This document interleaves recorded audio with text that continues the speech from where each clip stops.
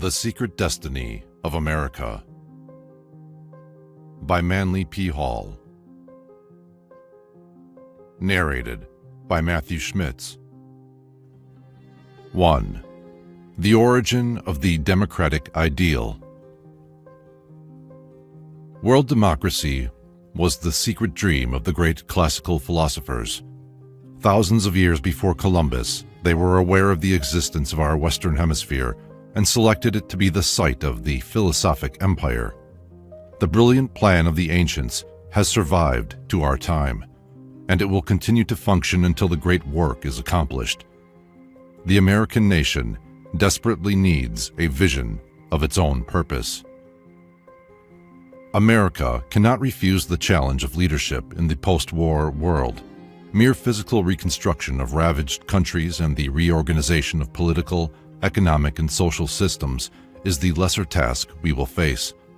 The larger problem and the great challenge is in how to set up a new order of world ethics firmly established on a foundation of democratic idealism. Experts in various fields have already submitted programs designed to meet the needs of those nations whose way of life has been disrupted by war. But with the failing, common to specially trained minds, these planners incline to think mostly in the terms of their own particular interests. As yet, no one has touched the fundamentals of international ethics. No one has advanced a working plan securely based upon a broad, deep, and sympathetic understanding of the human being and his problems. The thinking has been in the dual fields of power politics and material economics, with remedies expressed in terms of charts, blueprints, patterns, and industrial programs. But there is one new and encouraging element present in most of the recommendations of today's experts. They are recognizing the necessity of conceiving the world as one interdependent structure. Yet, even as they recognize the need for a unity of human interests, their recommendations are for the perpetuation of highly competitive economic policies, which, if they are consistently applied, must lead in the end to war and discord. It is not an easy task to unite the efforts of the human race toward the accomplishment of any common good. Mankind in the majority is selfish, provincial in attitude, and concerned primarily with personal success and acquiring creature comforts. It will not be possible to build an enduring peace until the average man has been convinced that personal selfishness is detrimental to personal happiness and personal success. It must be shown that self-seeking has gone out of fashion and that the world is moving on to a larger conception of living. The post-war planners have more of idealism in their programs than has ever before been expressed in the problem of the relationships of nations. But it is still not enough. A clear and complete statement of a world purpose is required, a world dream great enough to inspire unity of world effort. These are the days of America's opportunity to lead a still troubled mankind toward a better way of life. If we meet this challenge, we will ensure not only survival of our nation for centuries to come, is to fail in the broader implications of an enduring peace and prosperity. Experience should have taught us long ago that policies which have originated from material considerations and attitudes have proved inadequate. The whole story of civilization and the records of history tell us that all such adjustments hold no hope of lasting peace or security. But here we are again preparing ourselves to be satisfied with temporary solutions for permanent problems. The recognition is long overdue that we oversimplify the problem of world peace when we think that process is one of breaking the task down for examination of its materialistic parts and then hopefully devising an applicable remedy for each of these. The physical conditions of human existence are not the whole of the human problem. We could adjust all material considerations to the point of supremacist equity and yet accomplish virtually nothing solutional.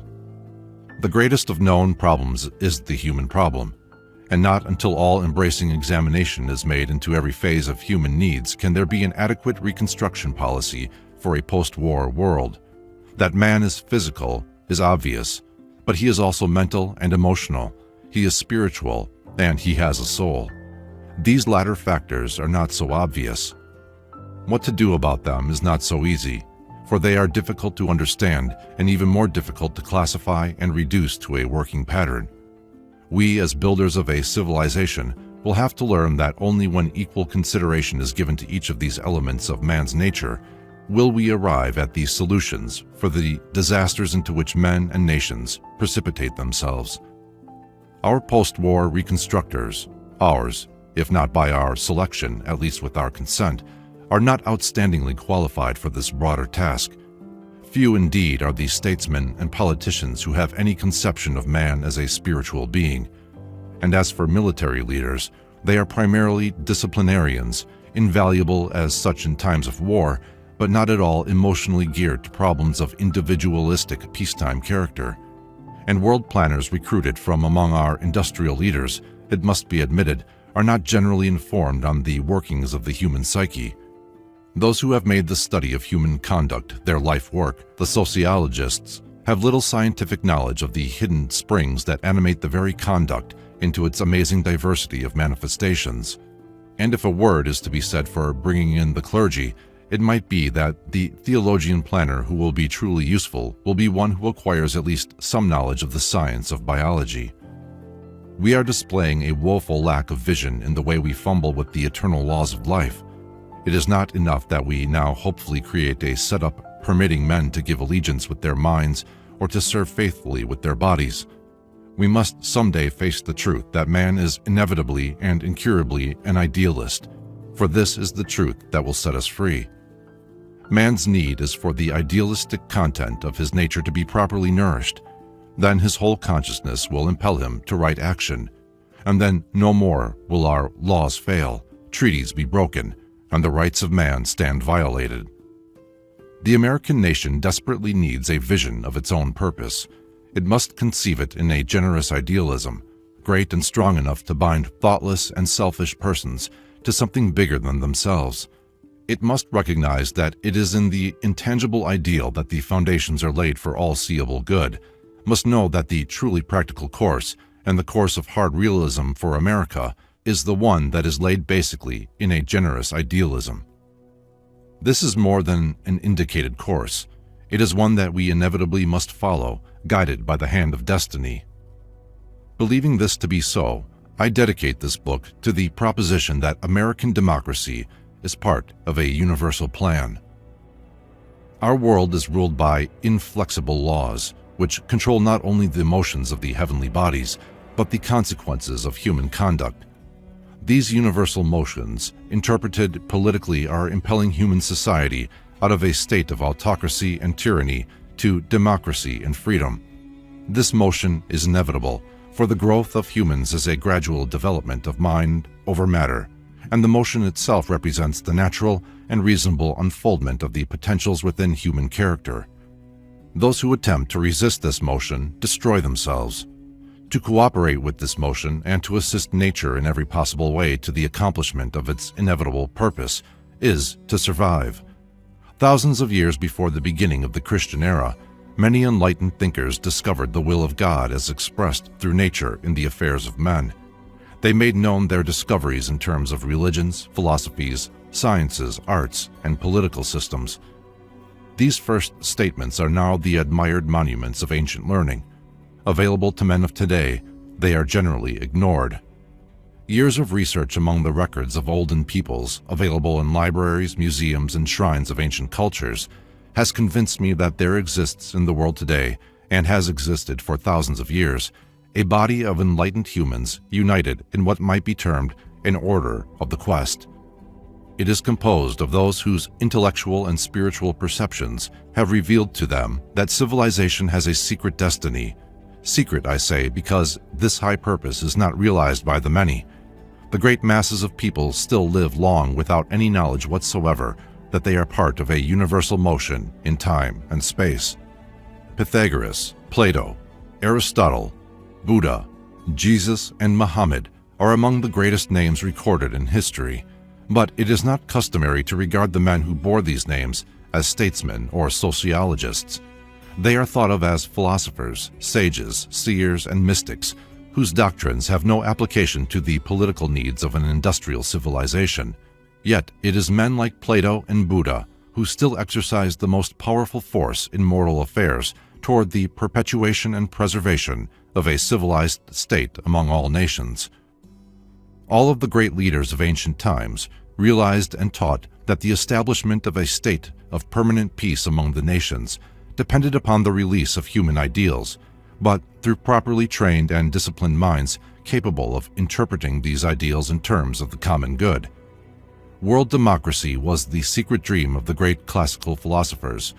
Toward the accomplishment of this greatest of all human ends, they outlined programs of education, religion, and social conduct directed to the ultimate achievement of a practical and universal brotherhood. And in order to accomplish their purposes more effectively, these ancient scholars bound themselves with certain mystic ties into a broad confraternity. In Egypt, Greece, India, and China, the state mysteries came into existence. Orders of initiated priest-philosophers were formed as a sovereign body to instruct, advise, and direct the rulers of the states. Thousands of years ago, in Egypt, these mystical orders were aware of the existence of the Western Hemisphere and the great continent which we call America. The bold resolution was made that this Western continent should become the site of the philosophic empire. Just when this was done, it was impossible now to say, but certainly the decision was reached prior to the time of Plato, for a thinly veiled statement of this resolution is the substance of his treatise on the Atlantic Islands. One of the most ancient of man's constructive ideals is the dream of a universal democracy and a cooperation of all nations in a commonwealth of states. The mechanism for the accomplishment of this ideal was set in motion in the ancient temples of Greece, Egypt, and India. So brilliant was the plan and so well was it administrated that it has survived to our time, and it will continue to function until the great work is accomplished. Philosophy set up its house in the world to free men by freeing men of their own inordinate desires and ambitions. It saw selfishness as the greatest crime against the common good, for selfishness is natural to all who are untutored. It recognized that the mind has to be trained in the laws of thinking before men can be capable of self-rulership. And it knew that the democratic commonwealth can be a reality only when our world is a world of self-ruling men. And so it is from the remote past, from the deep shadows of the medieval world, as well as from the early struggles of more modern times, that the power of American democracy has come. But we are only on the threshold of the democratic state. Not only must we preserve that which we have gained through ages of striving, we must also perfect the plan of the ages, setting up here the machinery for a world brotherhood of nations and races. This is our duty and our glorious opportunity. It seems to me that the basic plan for the post-war world should be one solidly founded in this great dream of universal brotherhood. It is not enough to work on the problem solely in terms of politics and industry. The formula must express a broad idealism, one which appeals to the finest intuitions of man and one universally understandable by all who have lived, dreamed, and suffered on this mortal sphere. 2. The world's first Democrat. The leader who had the first social consciousness in the administration of nation was a pharaoh of Egypt, Akhenaten. Born several thousand years too soon, he was the first realist in democracy, the first humanitarian, the first internationalist.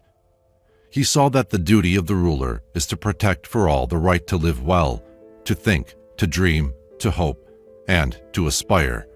For his dream of the brotherhood of man, he cheerfully gave his life. Man has passed out of the state of savagery and become a civilized creature with the development of social consciousness. Civilization is a collective state. In our collective type of life, the isolationist is a detriment to himself and a menace to all others. There is a great difference between isolationism and intellectualism. Development of the mind releases the individual from mob psychology, but it does not set him apart from the common responsibilities of his kind. A true thinker becomes a force for good within the group life. If his intellectual powers lure him away from the practical problems and values of his world, he can no longer make his contribution to the social unity. Political reforms are not accomplished by the people, but through the people.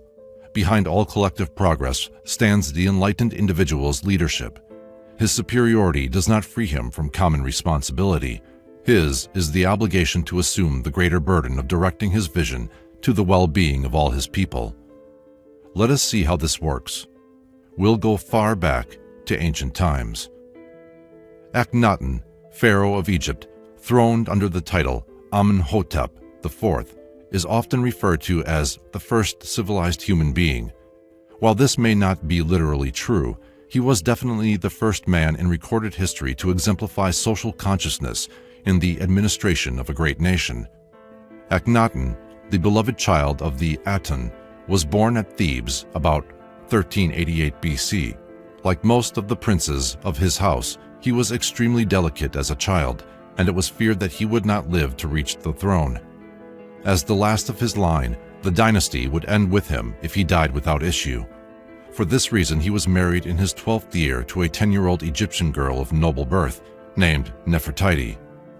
During the childhood of the young king, the queen mother, Ta'i, ruled as regent of the Double Empire.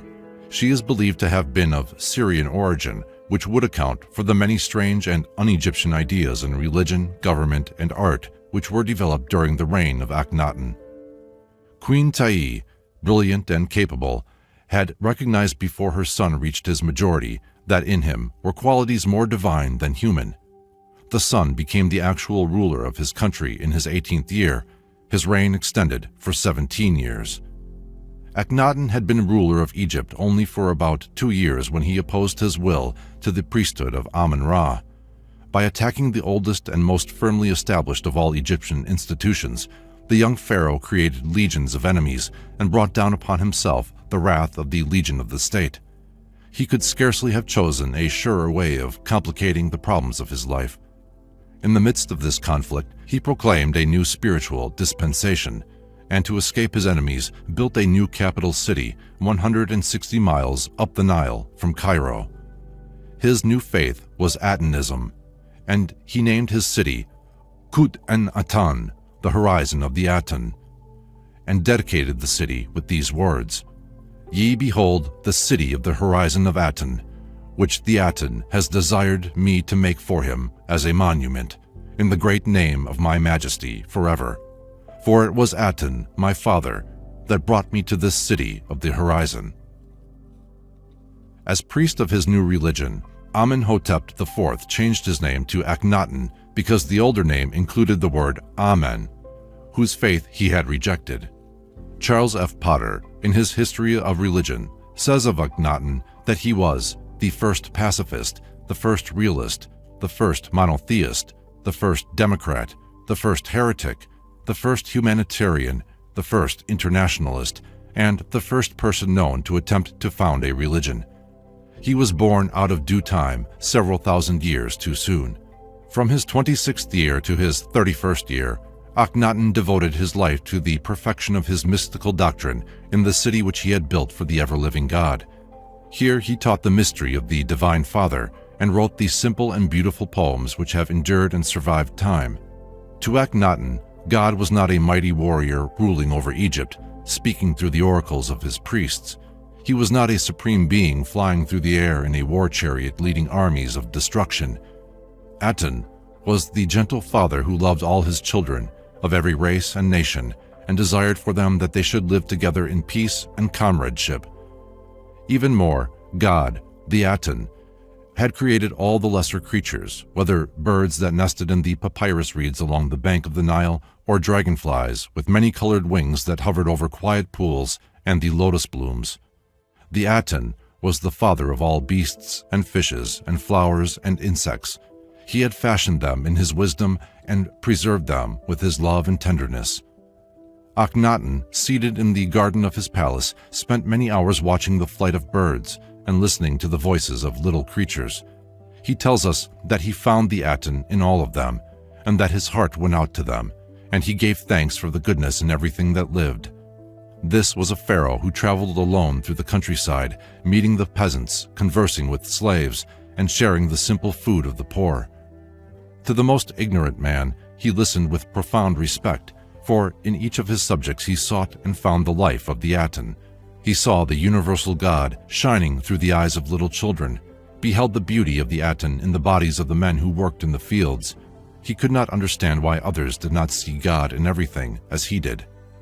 Like most of the great religious leaders, Akhenaten accepted the social problem of life as part of religion. He could not accept the inequalities of birth, wealth, or physical estate as a justification for men persecuting each other or exploiting one another. He saw every living thing having a divine right, a right to live well, to think, to dream, to hope, and to aspire. He saw it the duty of the ruler to protect this beauty in the hearts of his people, to nourish it, and to give every possible opportunity for its expression and perfection. Religious intolerance was impossible among those who worshipped the Aten, and there was no room for political intolerance in a world governed by the laws of brotherly love. Each man became the protector and comforter of all other men, cherishing the dreams of others equally with his own. In his personal life, Akhenaten emerges as the first man in history to bring dignity and gentle beauty to the management of his home.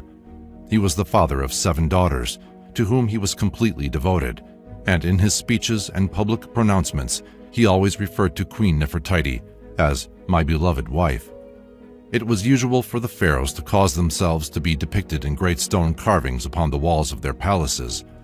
They were represented as majestic figures, crowned and sceptered. They were shown either seated on their thrones or wielding their weapons against their foes.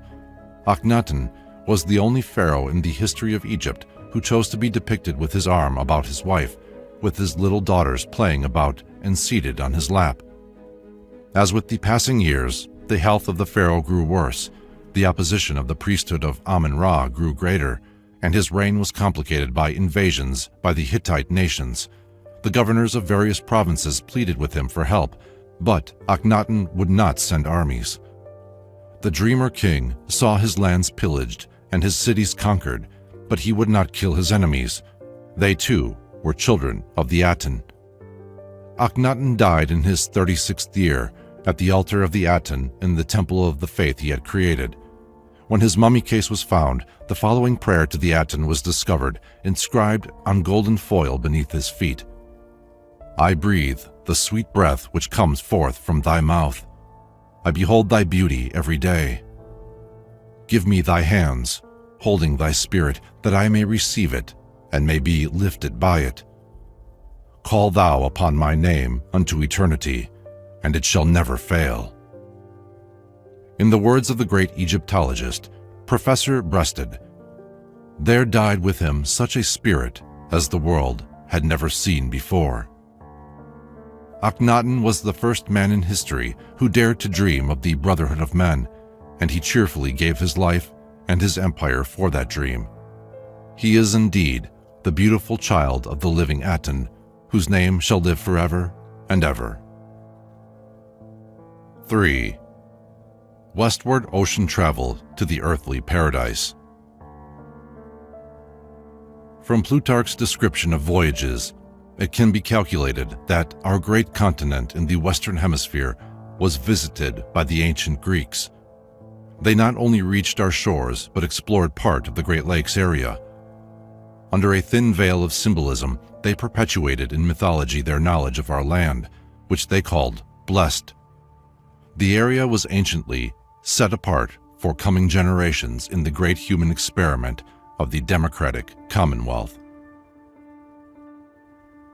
The ancient Greeks had a far better knowledge of geography than popular opinion today indicates. We have been deceived as to the full measure of classical learning, because the Greeks did not commit the larger part of their knowledge to writing, and they bound scholarship with the vow of secrecy. In ancient days, all learning was regarded as sacred. Wisdom was entrusted to the keeping of priest philosophers, and they were permitted to communicate the choicest branches of the sciences only to duly initiated pupils. To bestow knowledge upon those who had not prepared their minds by years of discipline and self-purification profaned the mysteries, desecrated the sacred sciences. Some years ago, in discussing this fine point in ethics with the late Professor James Breasted, the most distinguished of American Egyptologists, he confirmed my own findings and further stated it to be his personal conviction that the classical civilizations concealed most of their learning under legends, myths, and allegories, and these have long been mistakenly accepted as the literal beliefs of these people. There can be no doubt that the existence of a great continent in the Western Hemisphere was known to the ancient Greeks, and also to the Egyptians and the Chinese. It is nothing short of foolish to assume that the ancients lacked ships sufficiently seaworthy to navigate the larger oceans. Long before the Christian era, the older civilization had constructed boats far larger and more seaworthy than any of the vessels used by Columbus. One of the Ptolemies of Egypt built a ship large enough to have an orchard of fruit trees on the deck, together with swimming pools and fountains stocked with live fish. Calculations based upon Plutarch's description of ancient voyages seem to indicate that the Greeks not only reached the coast of America, but explored the St. Lawrence River and part of the Great Lakes area. Plato, in his treatise on the destruction of Atlantis, wrote that due to the commotions in the ocean caused by the submergence of a vast continent, all navigation to the west ceased for a long period of time. This statement can only imply that such navigation had taken place in remote times. Greek mythology perpetuates the knowledge of a blessed land beyond the western boundaries of ocean. In this blessed land dwelt the Hesperides, the beautiful daughters of night, and here also at the end of each day the sun came to rest. In popular mythology, the Hesperic Isles were a kind of terrestrial paradise. Thus, under a thin veil of mystic symbolism was concealed the account of a western continent of great size, fertile and rich, and abounding in all good things. The ancients believed the earth to be surrounded by the sphere of the constellations, and they assigned to each country the star groups which were above that country's particular area of land. In the arrangement preserved in the writings of Aratus of Sully, the constellation of the eagle spreads its wings across the North American continent, the serpent winds its coil over Mexico and Central America, and the dragon floats in the sky above Japan and China. Perhaps Sir Edward Landseer was not far wrong when he declared that the symbols of nations and the emblems peculiar to their heraldry originated in their ruling constellations. Just about everyone knows that the constellation of the Great Bear is in the sky over Russia, and since time immemorial, the bear that walks like a man has been the accepted symbol of the Russian state. Thus, in many ways, we discover indications that the old races were wiser than we thought, and that what we have called discoveries are really only rediscoveries. Beyond the western bounds of the ocean, they located the fair land set aside by the gods to be the earthly paradise. Here, in the fullness of time, all men would come in search of the golden fleece, which hung upon the tree sacred to the apples of the sun. And the early explorers did travel to the west in search of a golden fleece, the gold of the Incas, the treasures of the Aztecs, and the jeweled temples of the 7 cities of Cibola. It was in an old book, which is in the British Museum, that I found another and even more important key to the meaning of the golden fleece. It was known to the Greeks that the golden fleece was in reality a parchment on which was written the secret of human immortality. It was this parchment that Jason sought, for whoever discovered it would gain the secret of enduring empire and power over the whole world. We have now in America enshrined in the Congressional Library a golden fleece, the American Declaration of Independence, written on the skin of an animal and preserved as the magic formula of human hope. Those who understand it and can use wisely the import of its writings are possessed of the secret of the immortality of human society. The curious fortunes of war brought another golden fleece from across the sea, and it is now preserved together with our own. This second parchment is the Magna Carta, the English Bill of Human Rights, which was the inspiration behind our American Declaration of Independence. These two immortal documents together form the Declaration of the Rights of Man and are the basic texts of modern democracy. By the wisdom, then, of those gods who are eternally vigilant over the needs of man, the blessed lands of the West were set apart, for none of the great civilizations of the past rose in North America to overshadow the continent with the ruins of old tradition, or to set up the corruptions of old administrative policy.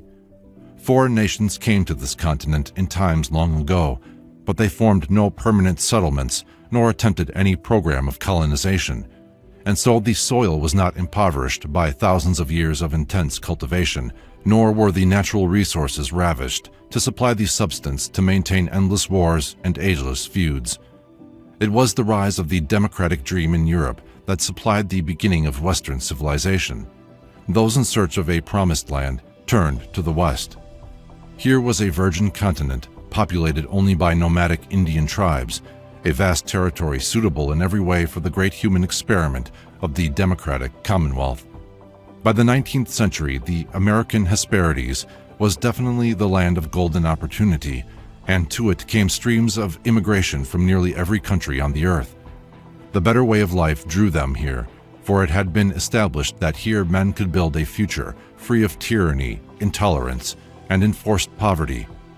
Here all were given opportunity for education, for free enterprise, and living a life according to the dictates of hope and conscience. If in a comparatively short time many racial streams have met and mingled, and a new race has been born, the American race is not one to be determined by an analysis of blood or the proportions of the cranium. Americans are a race determined by the measure of a conviction, set apart by that conviction. It is the conviction that human beings are created free and are entitled to equal opportunity to perfect themselves in life, liberty, and the pursuit of happiness. And in recent years, we have made another discovery. It is that the race of democracy is one distributed throughout the whole world. Among men and women of all races and all nations are those who share our conviction, and because they share it, they are of our kind and belong to our race. In this realization, we mark the beginning of world democracy. Wise men, the ancients believed, were a separate race, and to be born into this race, it was necessary to develop the mind to a state of enlightened intelligence. The old philosophers taught that physical birth is an accident, for men are born into various races and nationalities according to the laws of generation. But there is a second birth, which is not an accident. It is the consequence of a proper intent. By this second birth, man is born by enlightened intelligence out of nation and out of race, into an international nation and an international race. It is this larger and coming race that will someday inherit the earth. But unless a man be born again by enlightenment, he shall not be a part of the philosophic empire. Our age of gold will pass, and someday the golden age will come again. A future greatness is right now casting its long shadow across the face of nature. With each passing generation, the responsibilities of the American people will increase. More and more, we shall be looked to as a source of courage, strength, and hope. And it will be in this way that we shall fulfill the destiny for which our nation was created by dreamers of long ago. From the blessed isles of the West must come the fulfillment of the promise of the ages. 4. The first election of lawmakers. Solon, of Athens, freed the debtor's person to reform the institution of debt slavery. He instituted the selection of juries by lot, with all citizens participating, and he gave the voting franchise to all taxpayers alike, thus beginning national democracy 600 years before Christ. When he later journeyed to Egypt, he there learned of the first war of conquest, in the story of the lost Atlantis, and became acquainted with the imperishable laws for the government of nations. Debt has been the common burden of the ages, and yet the whole structure of our modern economic world is built on the shaky foundation of bills payable and bills receivable. Long ago, interest ate up its own principal, and we, on our own, are currently living on the unliquidated debts. Solon, greatest statesman of the Greek world, was handed this age-old problem when, about 595 BC, he was summoned to the leadership of the state with the title Archon. He was given unlimited powers to reform the economic and constitutional systems of the Athenians. His first move was to attack the old Attic law of debt, which he believed lay at the source of the public distress. In the time of Solon, the Greek countryside was littered with roughly hewn stone markers. Originally, these were boundary stones fixing the property lines of the lands of various citizens. As time had passed, it had become the custom to carve into these stones the records of mortgage contracts affecting the property which they bounded. Single stones became insufficient after a time, and eventually, the added monuments to debt interfered with the plowing of the fields. Solon, investigating the tragedy of the mortgage monument, made several interesting discoveries that were to change the course of human economics. When poor farmers mortgaged their lands to rich families on neighboring estates, and the debts were not paid, the wealthy landowners moved their boundary stones to include the encumbered property, and the previous proprietors became tenants. These tenants were obliged to pay 1/6 of their products for the privilege of working the soil, and if they failed, their persons were attached and they became slaves. This was the Attic law which Solon abolished, the law which permitted loans on the security of the debtor's person. When Solon restored the freedom of all who had been enslaved for debt, the reform was highly acceptable, of course, to the poorer classes, but it found little favor with the landowners. They immediately set to work in a conspiracy to discredit Solon and force him out of office. Thus, back in very olden days when life was very simple, the basic problems which harassed the state and burdened the legislators stemmed from the persisting fallacies of human nature. In further effort to bring some semblance of order out of the Athenian chaos, Solon also attempted a reorganization of social classes, giving political existence to large groups never before represented in government. He divided the citizenry into 4 groups reminiscent of old Brahmin castes. He then readjusted taxation so that the poorer classes all paid equally an approximate 5% of their income. Equalizing the tax burden according to individual means paved the way for an equality of representation in the governing body. All citizens who paid taxes were entitled to be heard in matters of the common good and were privileged to elect magistrates. These steps marked the beginning of the democracy of the ancient Greeks. But the greatest of all of the reforms of Solon took place in the courts of justice. Selection of juries was by lot, with all citizens participating, even the poorest, and these juries were upheld over the pressures of established privileged groups. One of the most curious of Solon's regulations throws light on the difficulties of his time. He forbade that a bride should bring to the house of her husband more than 3 changes of garment, and, like personal furniture. He also ordained that each citizen must stand ready to show at any time to properly authorized persons how he obtained his living. Any citizen failing to do this would lose his franchise.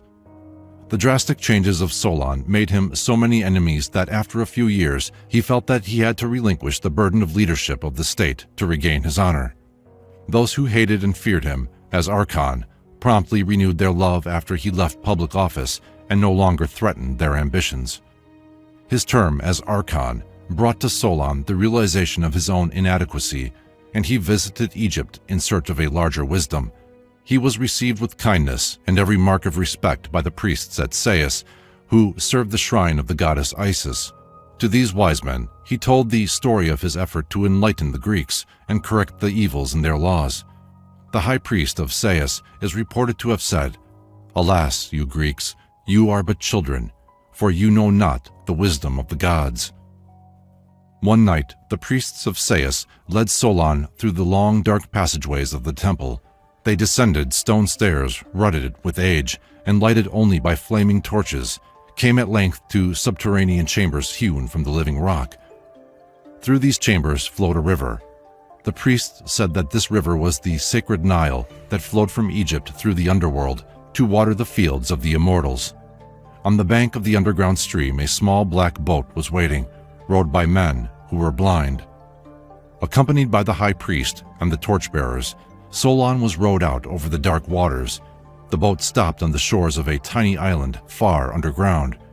The light from the torches fell on 2 tall columns that glistened. They appeared to be made of some strange metal, covered with curious writing in an unknown language. The high priest, pointing his golden rod at the pillars, explained their mystery to the astonished Solon. These columns, he said, were placed on the island beneath the ground thousands of years ago by a lost people which had vanished forever from the earth. The pillars were of an unknown metal which neither rusted nor deteriorated with age. He continued, "Once long ago there existed on the earth a vast empire, the power of which extended to every corner of the world, and great fleets of merchant ships sailed the 7 seas and brought their wealth to its fabulous city of the Golden Gate. Here, There were schools for the study of the mysteries of nature, towers for the examination of the stars, mines beneath the earth from which the precious metals were brought forth in abundance. This empire was ruled over by 7 kings, who were the descendants of Neptune, god of the seas. Then came the fatal day when the 7 kings of the islands of the west, in disobedience to the laws of the gods, resolved to conquer the whole earth. And thus it was that war came into being, for before that time there had been no strife among men. And the 7 kings led an army against the ancient Greeks, and they invaded all of Europe, coming in great ships from the west. This, Solon was told, occurred about 9,000 years before the siege of Troy. The gods were angry because the 7 kings had made war. They caused the earth to be shaken, and the great islands of the west vanished into the sea. In a single night, 60 million human beings perished because they had disobeyed the laws of heaven. In time, even the name of the Atlantic Empire was forgotten, for it must ever be so that those who disobey the gods shall vanish from the memory of mankind, regardless of their wealth or power. From these ancient columns, said the high priest, we have read the laws that were given in olden times for the government of nations. These laws are not made by men, but are the will of eternal nature. Upon these laws enduring states must be built. To depart from these laws is to die. So perished the nations of the elder world. When Solon returned to Greece, it was his intention to take the story of the Atlantic Empire and develop it into a great epic poem, but the infirmity of years and the responsibilities of the state interfered. Instead, Solon told the story in the fullest detail to his close friend, Dropus, who in turn recited it to his son, Critias. In his 90th year, Critias communicated the narrative to his grandson of the same name, who later became a disciple of Socrates. It is in this way that the story of the lost Atlantis came finally to be incorporated in the Platonic dialogues as part of a conversation between the younger Critias and his master Socrates. The dialogue itself was named the Critias. 5. The Ancient League of Nations. A description of the lost Atlantis was written by Plato. It introduces the league formed by the 10 benevolent kings who ruled over the lesser nations and the 3 great continents of Europe, Asia, and Africa, and who bound themselves by oath to obey the divine laws of enduring empire. This was the philosophic democracy, with all men having the right to become wise through self-discipline and self-improvement, thus achieving the only aristocracy recognized by natural law. The Atlantis story continues to the later decision of the kings to use their united power to enslave all the peoples of the earth, and the consequent destruction of Atlantis by earthquake and fire. Interpreted politically, it is the story of the breaking up of the ideal pattern of government. The destruction of Atlantis, as described by Plato in the Critias, can be interpreted as a political fable. The tradition of the lost empire as descended from Solon was enlarged and embellished according to the formulas of the Orphic theology, but it does not follow necessarily that Plato intended to disparage the idea that a lost continent had actually existed west of Europe. Plato was a philosopher. He saw in the account of the fall of Atlantis an admirable opportunity to summarize his convictions concerning government and politics. The Critias first describes the blessed state of the Atlantean people under the benevolent rulership of 10 kings who were bound together in a league. These kings were monarchs over 7 islands and 3 great continents.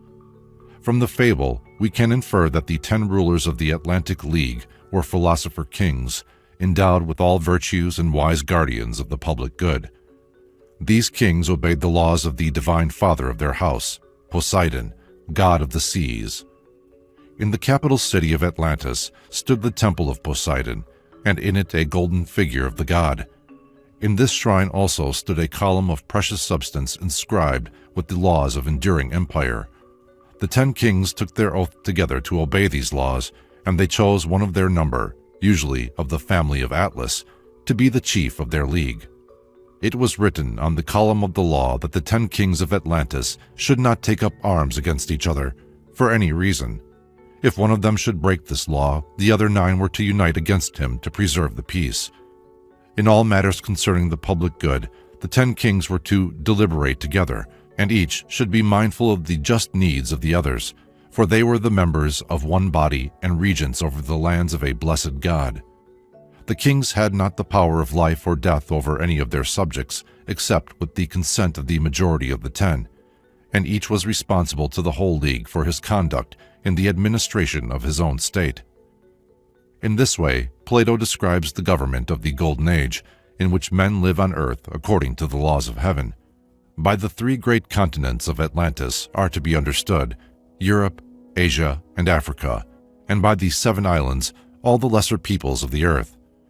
The League of the 10 Kings is the cooperative commonwealth of mankind, the natural and proper form of human government.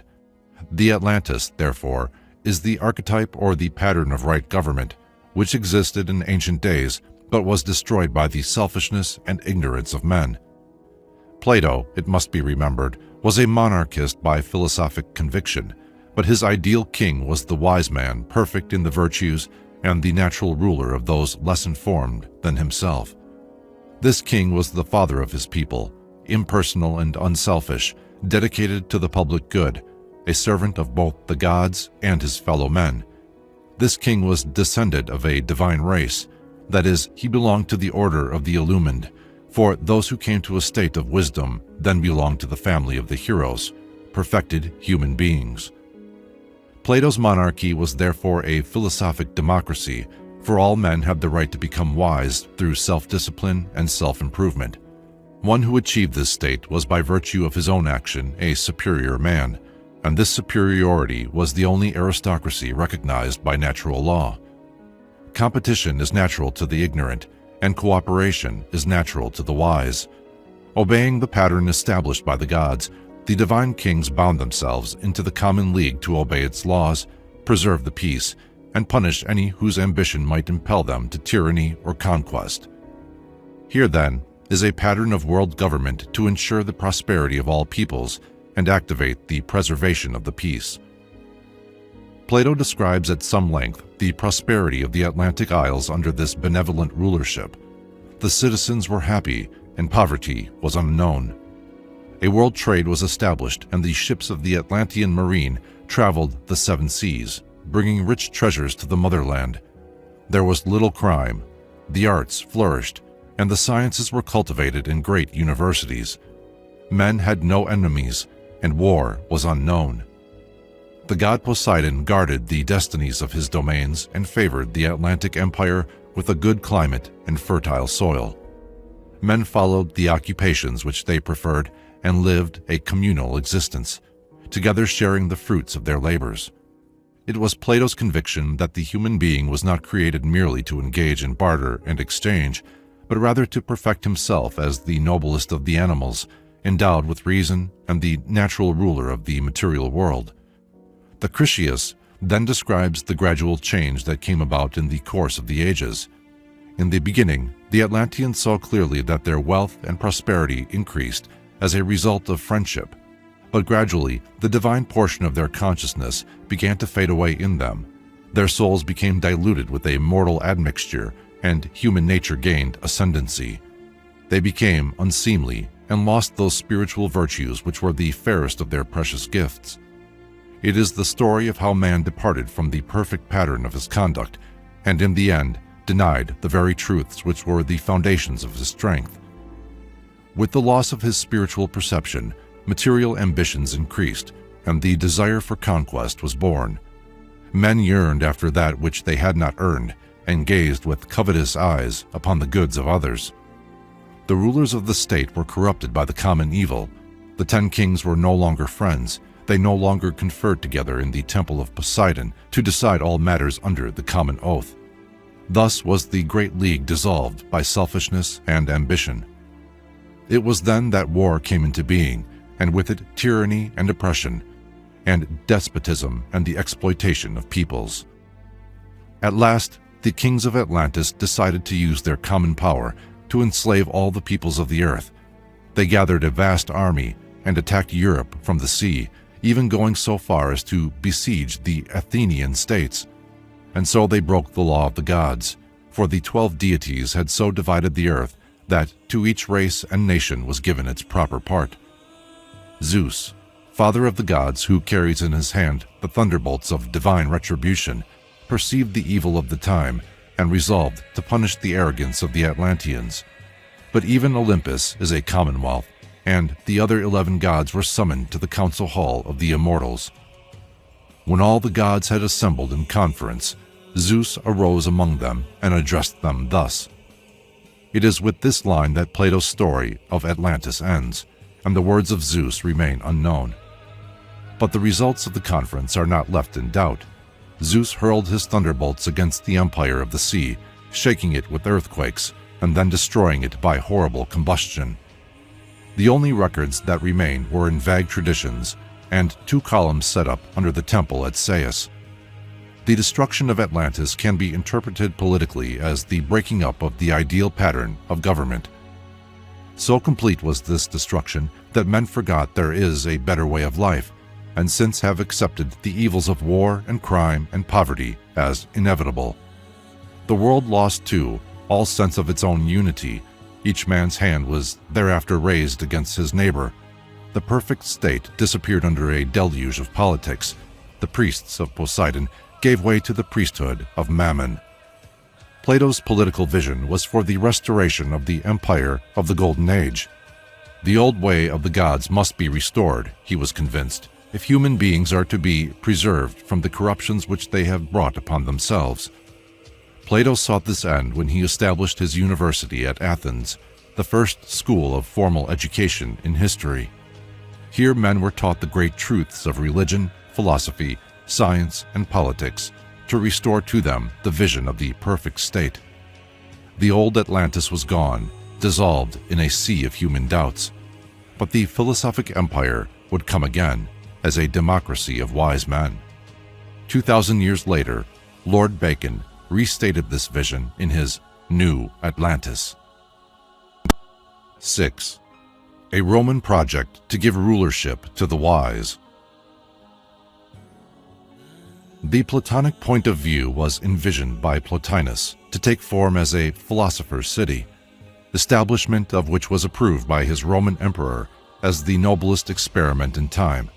But the fear of the Roman senators that the projected commonwealth of learning might finally overthrow the empire brought the project to naught, as Rome continued in the advanced state of smugness that immediately preceded the complete collapse of the nation. During chess games played nearly 700 years after Plato's death, Plotinus, the greatest of the Neoplatonists, discussed the problem of state with Gallienus, emperor of Rome. The Roman ruler was not a profound thinker, but he had an excellent mind which inclined toward the Platonic point of view, and he frequently sought advice from the great philosopher and mystic Plotinus. This friendship led to Plotinus confiding to the emperor his dream of a philosophic city. The situation and circumstance should be called Platonopolis. Plotinus pointed out that such a project would not only bring honor to the wise, but would confer immortality upon the name of the emperor, lasting dignity upon the whole of the Roman Empire. Gallienus came to favor the project as the noblest experiment in time, but the Roman Senate viewed the matter with suspicion and alarm. To them it would be a serious misfortune for the aristocracy of wealth to be challenged by the aristocracy of learning. The philosopher's city might finally overthrow the empire. Always, philosophers had been especially troublesome to the smug, and Rome was in the advanced state of smugness that immediately preceded the complete collapse of the entire empire. So Gallienus had to discover that emperors were not all powerful. He was quietly informed by representatives of powerful and aristocratic families that if he continued to entertain seriously the dream of a philosopher's city, it would be necessary to find as his successor a ruler with a more practical turn of mind. Plotinus and the emperor continued to play chess and conversationally build philosophic cities in the privacy of the royal apartments, and Rome continued on its headlong flight toward oblivion. Excepting only recent years, this is the one time in history when a serious attempt was made to give wisdom a place in the temporal plan of living. Wise men are naturally endowed with the qualities of rulership, but they have had little, if any, voice in the rulership of the world. Their voices have been heard only after the men themselves were dead. Plato lives thus today, and his words have a greater vitality in this century than they did in his time in ancient Athens. An ever-increasing thoughtfulness has resulted from the vicissitudes of recent years in bringing the realization that wars destroy not only the economic and political structures of nations, but the irreplaceable monuments of culture and learning which are the enduring wealth of empire. Great libraries are reduced to smoldering rubble by the engines of modern warfare.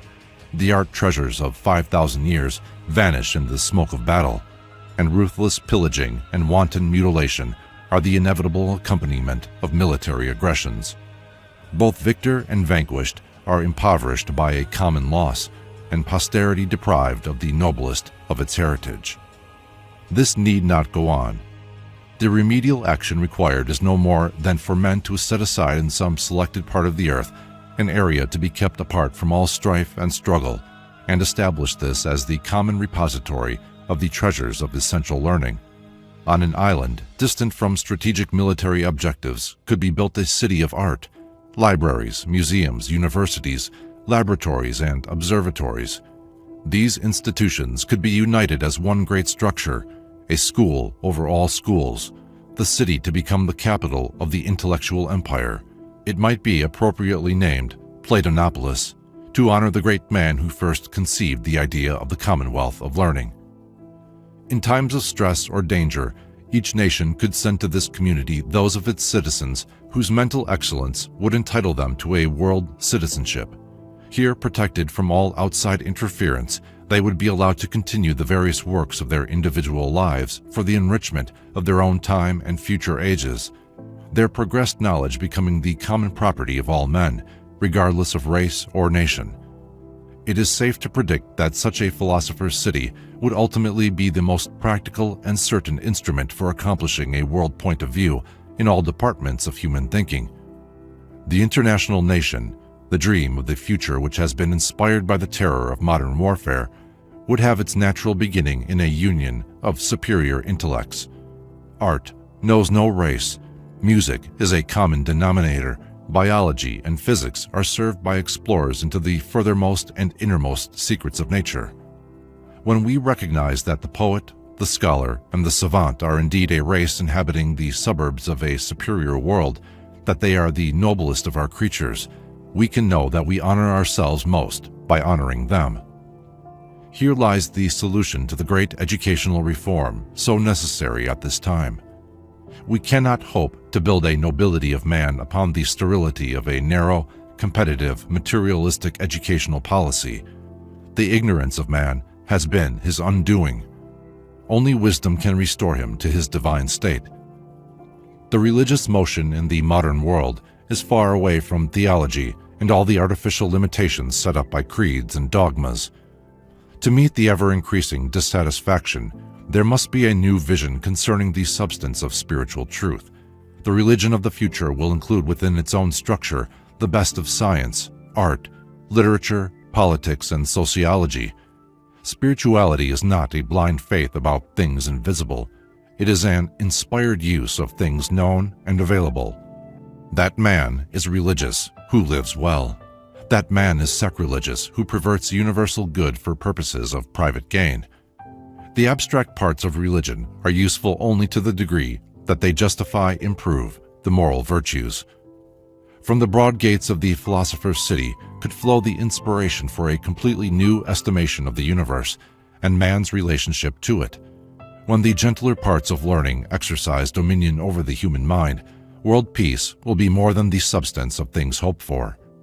The Roman Senate now lies in its snug little tomb along the Appian Way. But unfortunately, the temper of the Roman senator still survives to oppose the unknown and defend private privilege against the world's necessity. And for this reason, it may be as difficult to found the philosopher's city on the ruin of modern civilization as it was to build Platonopolis on the ruins of the old city of the Campania. There is one difference, however. In the last 1800 years, humanity has suffered its way a little nearer to a state of enlightenment. We are a little older and a little wiser than the Roman Senate. Education and science are lodged in institutions far stronger than in that day when wandering teachers held classes on doorsteps or along the country road. In every nation of the civilized world, great institutions of learning have sprung up, richly endowed and fully equipped to meet the challenge of a new age. What these institutions lack is common spirit and common purpose, and an ideal strong enough to bind them into one great empire of learning. When Plato dreamed of his wise man's world, he set the chief place in it aside to be the temple of the ever-living God. Here he proposed to set up once more the column of precious substance, bearing upon it the laws of the immortals for the conduct of human affairs. To this shrine the learned would come again, to bind themselves with the great oath that they should dwell at peace each with the other, and serve all men justly and without favor. This oath is the beginning of learning and the end of strife. 7. The democratic tradition preserved by secret societies. For more than 3,000 years, secret societies have labored to create the background of knowledge necessary to the establishment of an enlightened democracy among the nations of the world. The Greek Dionysians were social and political temple builders, known as the Collegians in later Rome. The rise of the Christian Church brought persecution of the classical intellectual patterns ideology, driving the guilds into greater secrecy, but all have continued searching for human happiness under a variety of rituals and symbols, and they still exist as the Order of the Quest. Today's thinking toward a democratic world state is neither a new trend nor an accidental circumstance. The work of setting up the background of knowledge necessary to the establishing of enlightened democracy among all nations has been carried on for many hundreds of years by secret societies. Secret societies have existed among all peoples, savage and civilized, since the beginning of recorded history. The esoteric organizations of ancient times were for the most part religious and philosophical. In the medieval world, they were philosophical and political. In the modern world, political and social. Secret societies have had concealment and protection as the first purpose for their existence. The members of these orders were party to some special knowledge. They usually took part in certain rites and rituals not available to non-members.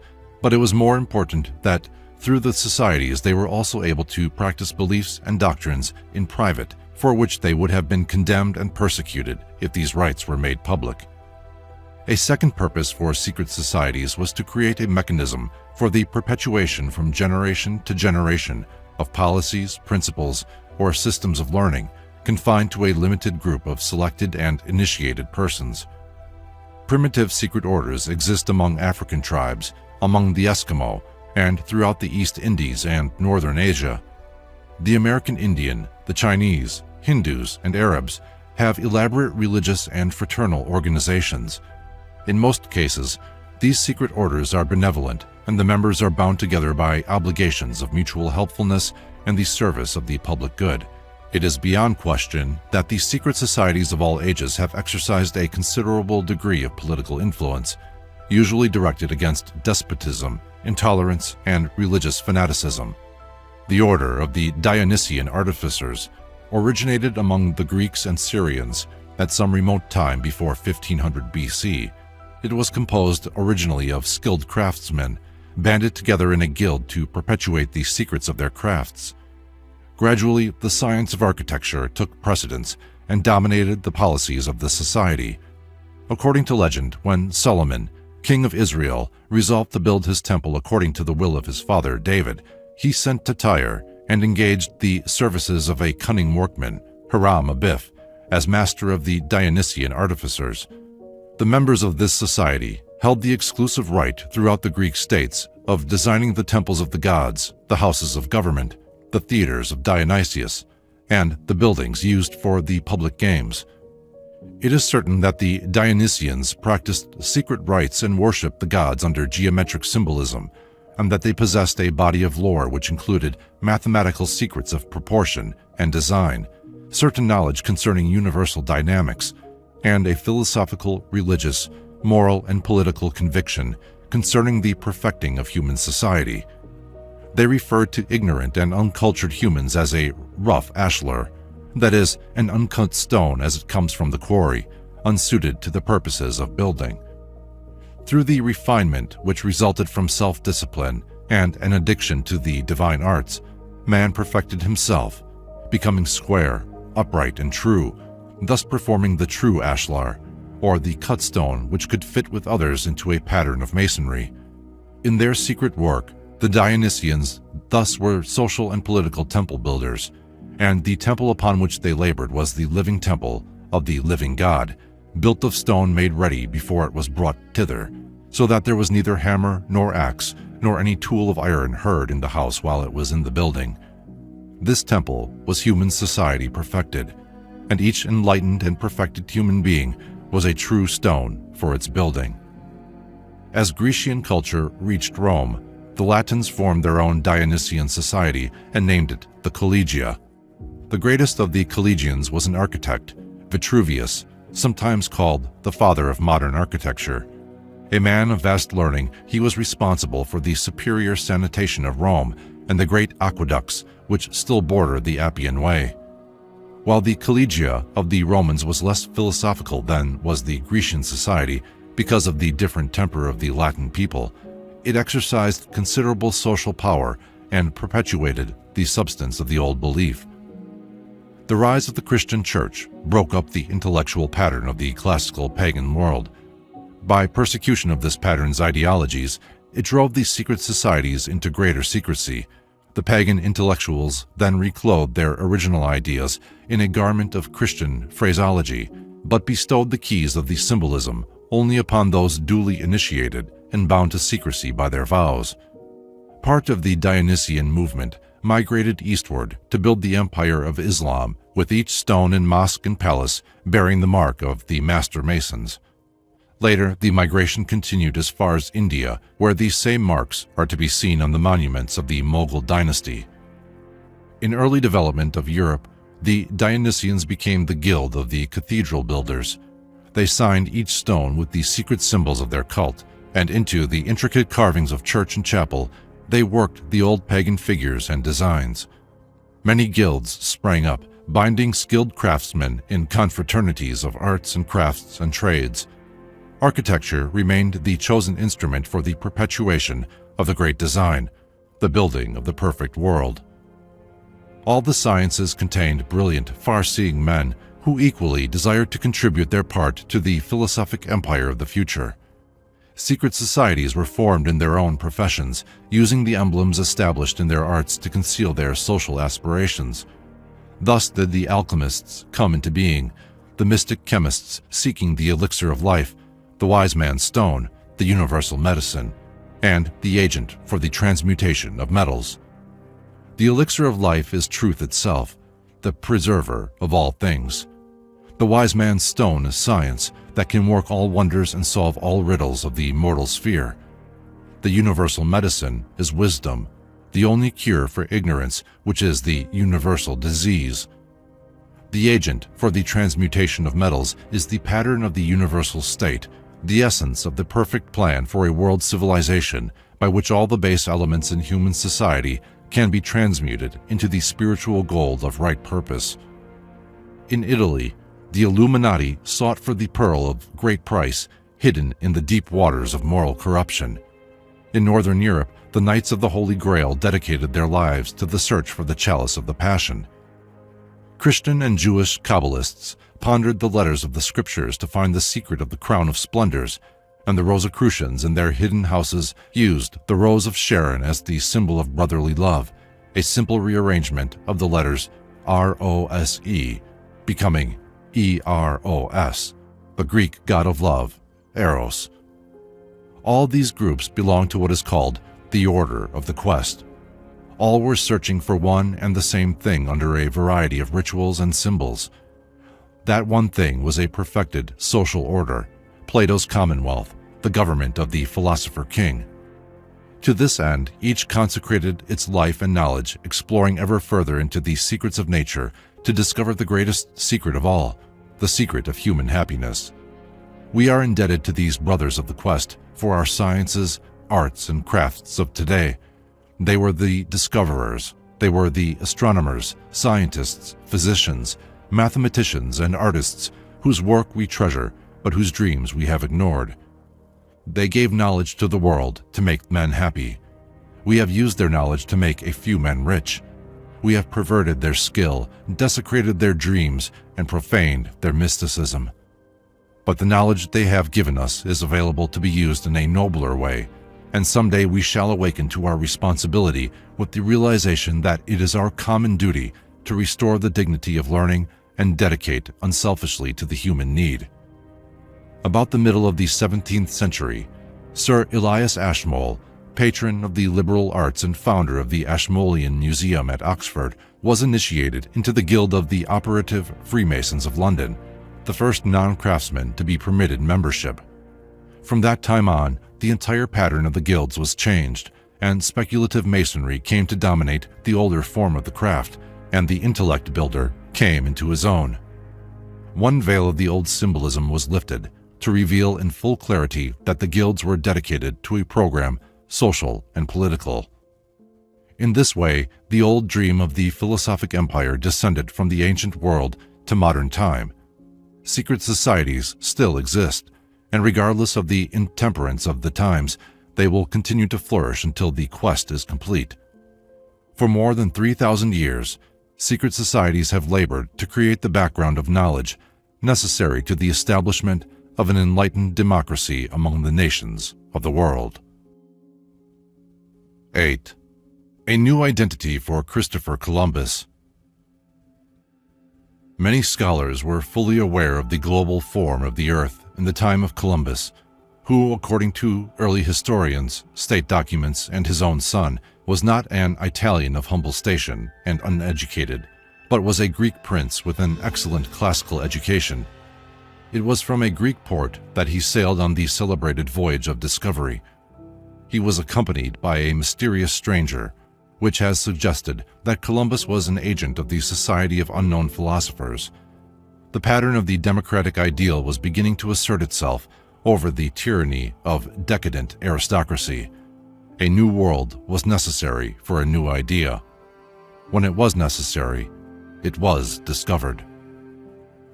Note: the University of Barcelona has pronounced genuine a document discovered by an Italian archaeologist in 1929.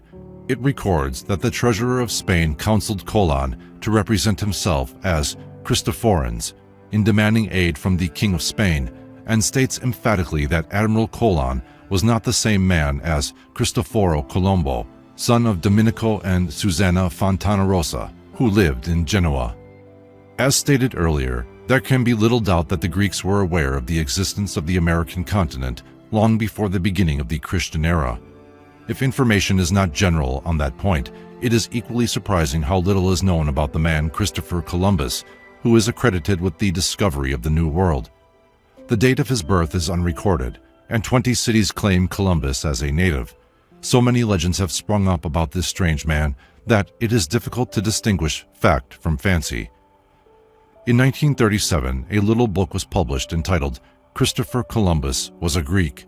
According to its author, Spiros Kateris, the real name of Columbus was Prince Nicholas Epsilantis, and he came from the Greek island of Chios. The statement is backed by quotations from numerous early historians and state documents.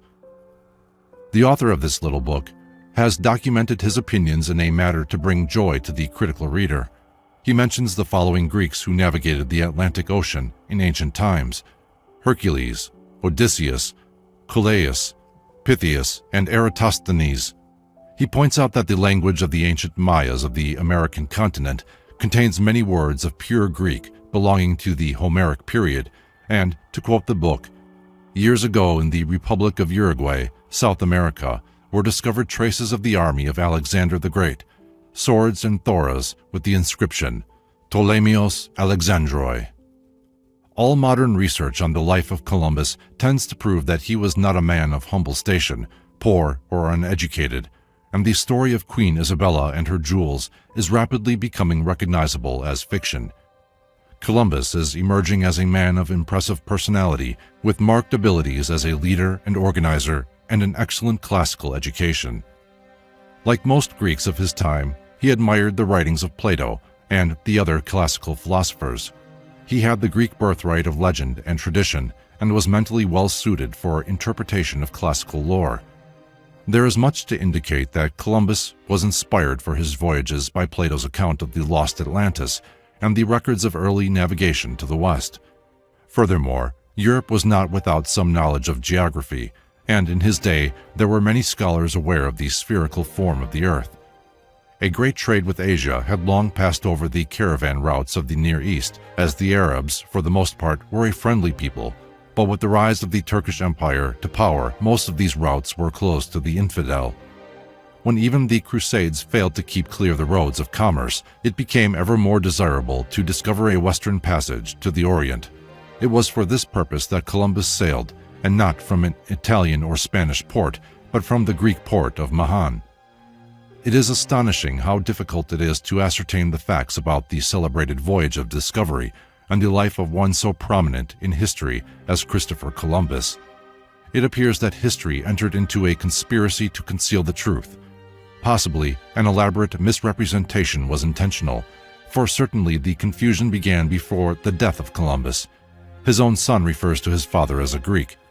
It has been suggested that Columbus changed his name because of religious or political pressure, but this is in the field of conjecture.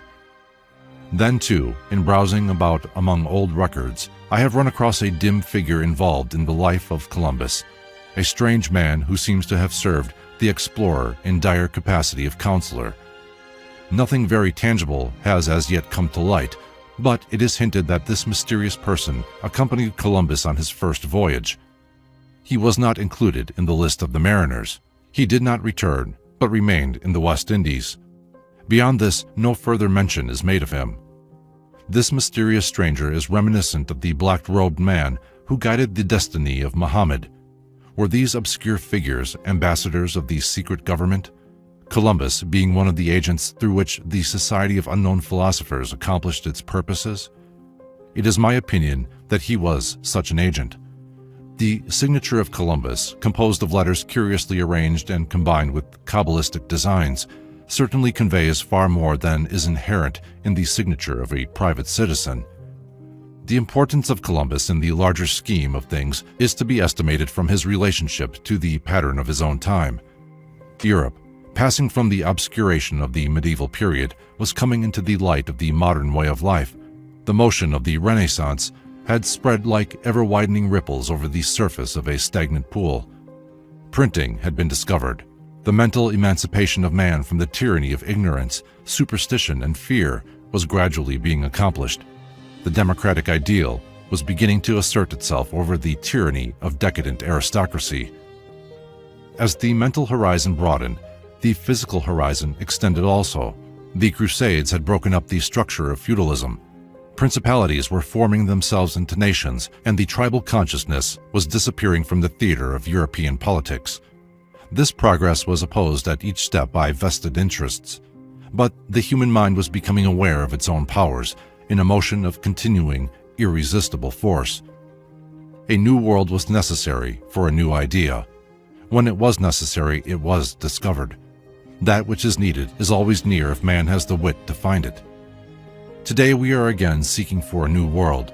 No longer do there remain undiscovered continents to serve us as laboratories for social experiments, so we are turning our attention to other kinds of worlds, worlds of thought, inner spheres which must yet be explored by daring navigators.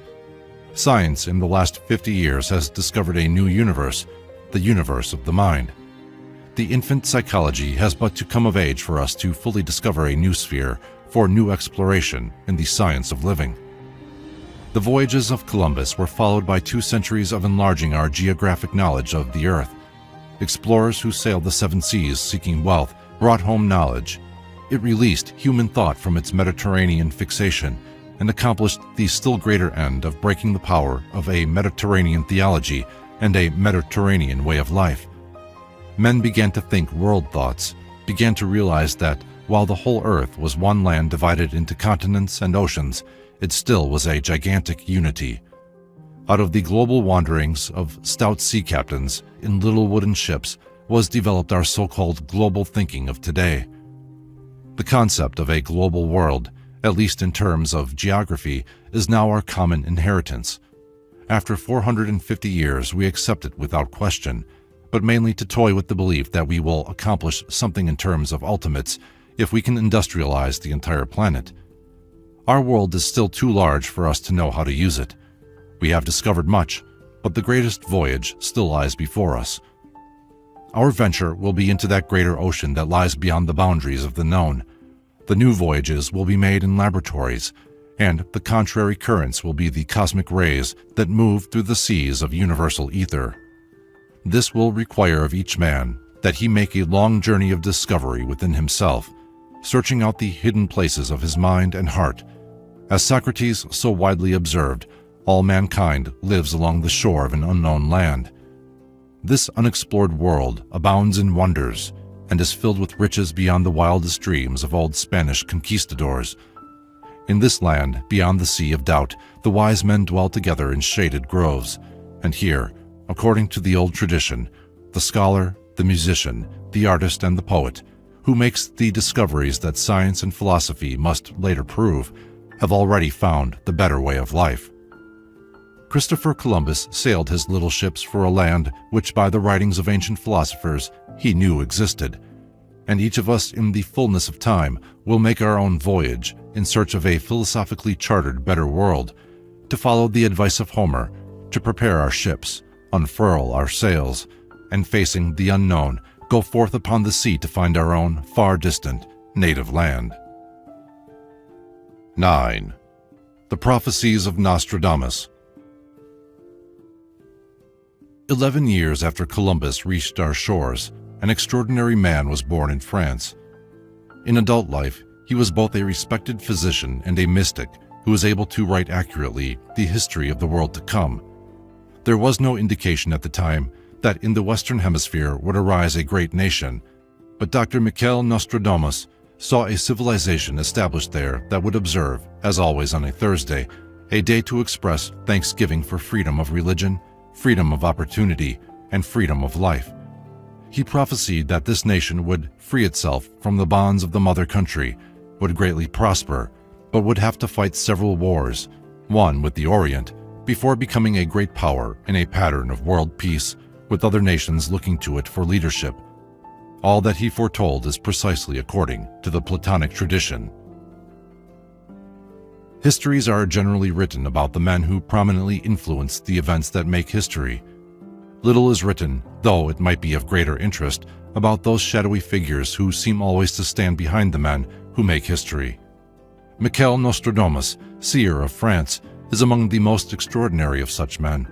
Born in 1503 and possessed of some inner source of knowledge beyond the reach of ordinary mortals, he wrote the history of the world to come. 200 years later, the celebrated Illuminist and Rosicrucian, the Comte de Saint-Germain, remarked to his close friend, Prince Karl of Hesse-Kassel, that he was the one who had assisted Nostradamus in the calculation of his remarkable predictions. All this is far too shadowy for sober historians, although a number have spent considerable time and developed numerous headaches trying to trace the life of the elusive Comte, who was called by Frederick the Great, the man who does not die. Nostradamus was a respected physician, a man of outstanding medical accomplishments. Few details of his life are available, but from the context of his manuscripts, his epistles to the King of France, and his letters to his own son, it is evident that he too belonged to the order of the quest.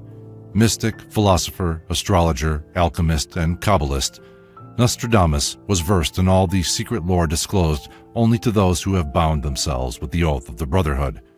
The prophecies of Nostradamus might have come entirely as revelations of the spirit, but it is equally possible that in his quaint old doggerel verses he included part of the plan of things to come as already well set in the minds and purposes of his brother initiates. The first edition of the Prophecies of Nostradamus was published in 1660.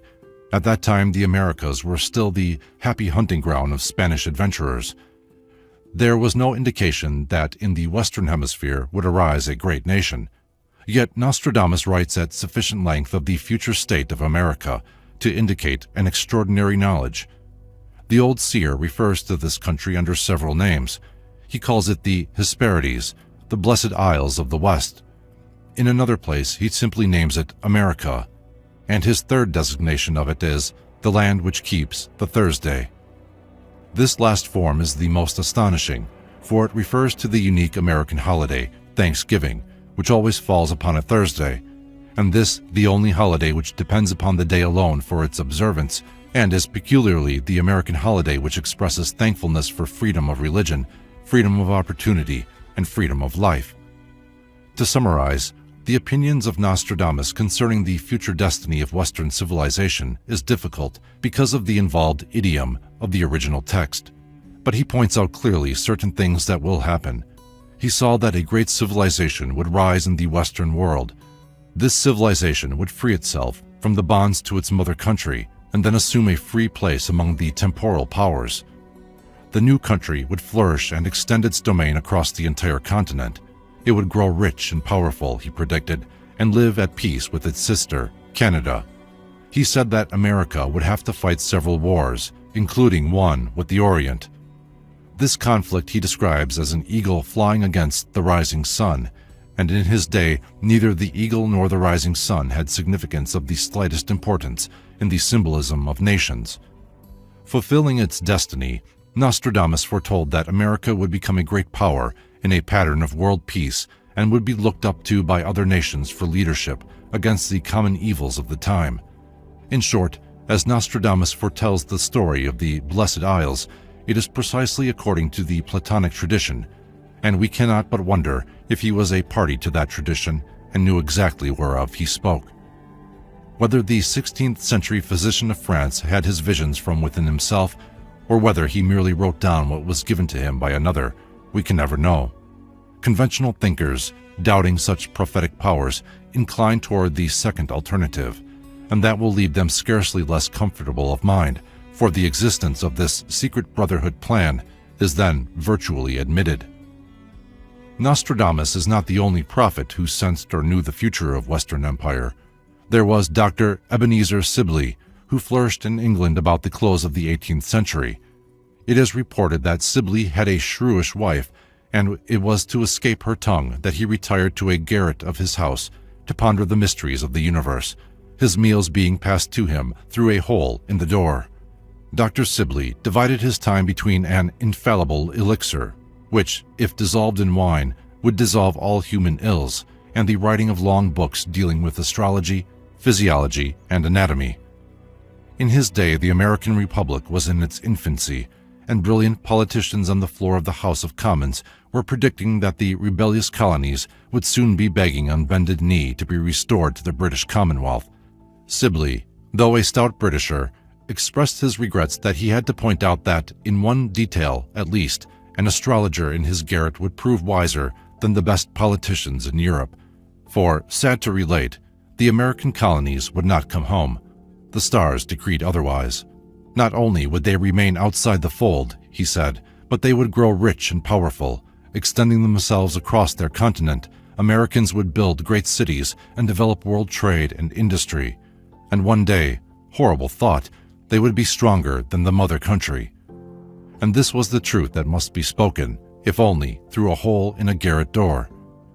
It should be remembered that among the ancients, astrology was one of the sciences of government. The prognostic aspect of the subject was not the main interest in the minds of such men as Pythagoras and Plato. These philosophers saw in the motion of the heavenly bodies and the order of the cosmos a great pattern of natural laws. The universe was a celestial empire populated with planets and suns and moons in a heavenly arrangement which was a clue to the proper distribution of human affairs. The state, they advocated, should be patterned after the cosmos. Governments of men should be in harmony with the larger government of the world. Many old astrological books indicate clearly that planetary symbols were used to represent the elements of a political system, and that the astrologers themselves were part of the order of the quest.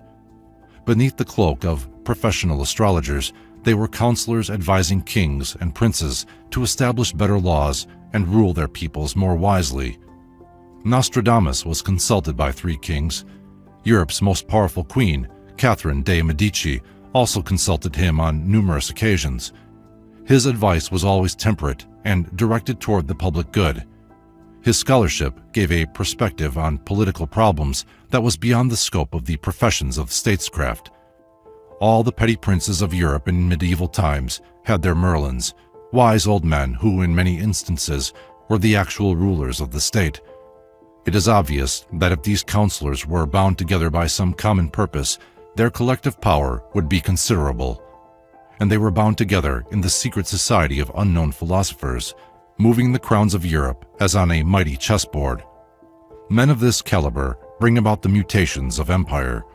It is the general opinion that revolutions begin with the common people, but this is not true. The benevolently informed always guide and direct public opinion. Through the centuries, the prophecies of Nostradamus have continued to exercise a powerful force on the political destiny of the world. They have been translated into most of the languages of Europe. They were frequently quoted and reprinted during the period of the First World War, and in the Second World War, both the Axis and Allied powers have quoted Nostradamus variously to serve their purposes. It is in the larger picture of the world's future that Nostradamus indicates the coming of the Great League, or Assembly of World Powers.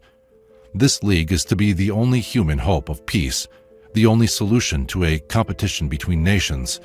The formation of this league begins the new life of the human race, will allow the human being at last to emerge into the estate for which he was fashioned. Barbarism ends with the beginning of world civilization. To be civilized, according to Cicero, is to reach that state of personal and collective behavior in which men can live together harmoniously and constructively, united for the betterment of all. By this definition, we have never been civilized. We have existed in a state of cultured savagery. The promise of Nostradamus is especially meaningful in these difficult years, for he assures us that the Commonwealth of Nations is to become a reality. The men who through the centuries have envisioned utopia belong to ages yet unborn, when the principles of natural philosophy will be applied to the problems of government and social dilemmas will be examined for solutions which are now termed impractical. 10. The design of utopias. Sir Thomas More wrote a fable about 400 years ago to set forth the social state of man in a philosophic commonwealth, but so completely has the world missed the entire point that the very word utopia is even today a synonym for optimistic but impractical ideals of reform. Campanella, an Italian philosopher, wrote of the major tragedy in that the subject of statesmanship alone has been neglected as practically every other subject had been reduced to a science. Government officials, he insisted, should be elected after examination to determine knowledge and fitness. Boccalini contributed further to utopian literature, and Andrei sought to Christianize it with the theme, "For lack of vision, the people perish." One of the best known and least read of the world's literary productions is Sir Thomas More's Utopia. It was composed by a man who had suffered greatly from the political corruption of his day, 1478 to 1535. Having held high office, More was well acquainted with those machinations commonly called conspiracies of the state. More should properly be regarded as a Platonist too, for the entire framework for the Utopia is borrowed from Plato's Republic, and the book is permeated throughout with Platonic ideology concerning the ideal state. Under a thinly veiled satire attacking the policies of King Henry VIII, here then is another voice calling men to the correction of their political vices. Unfortunately, the immediate success of More's book was due to his attack on the king and the government in general, rather than any serious considerations of the remedies which he suggested. In the Utopia, More presents his philosophical and political conviction in the form of a fable which sets forth the social state of man in a philosophic commonwealth. So completely has the world missed the entire point that More attempted to emphasize that the very word utopia has become a synonym for optimistic but impractical ideals of reform. Sir Thomas More was centuries in advance of his day, which was reason enough why he could not be appreciated. Together with the master, Plato, More belongs to ages yet unborn, to the time when men, weary of study of the dilemmas which now they examine by what they think is practical, will turn to solutions which they now term impractical. An important utopian was Tommaso Campanella, 1568 to 1639, an Italian philosopher also with strong Platonic leanings. Out of the wisdom of his years, Campanella composed the Civitas Solis, the City of the Sun. In this work he departed from his usual interests, science, mathematics, and religion, to apply the principles of natural philosophy to the problems of government. He regarded it as a major tragedy that man had reduced to a science practically every branch of learning except statesmanship, which continued to be left to the vagaries of incompetent politicians skilled only in the arts of avarice.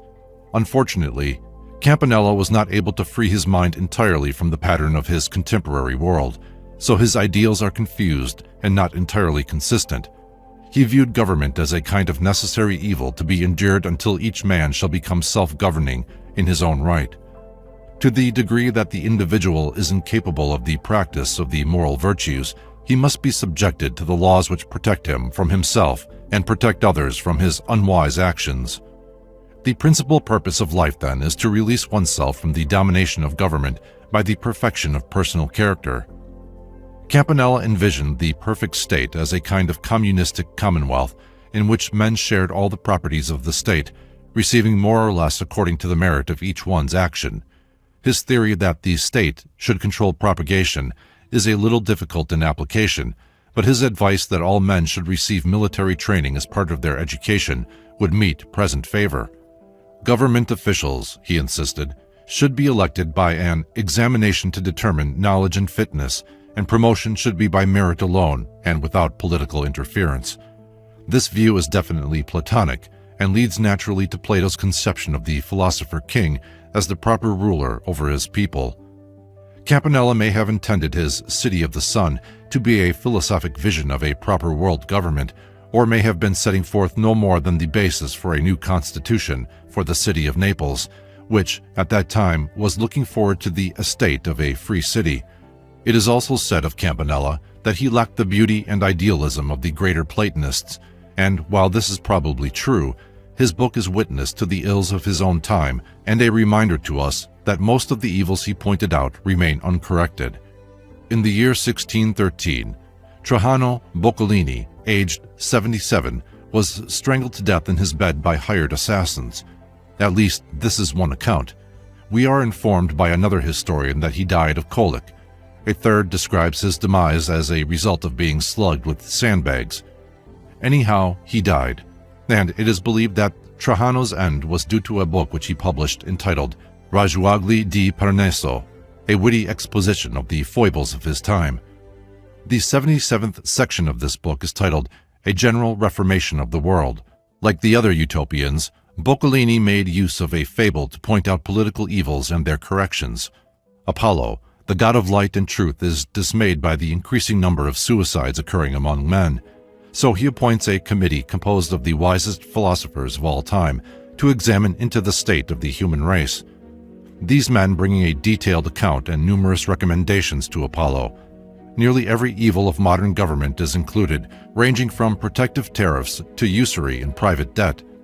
The final conclusion reached by the committee is that the human problem is unsolvable except through a long process involving suffering and disaster.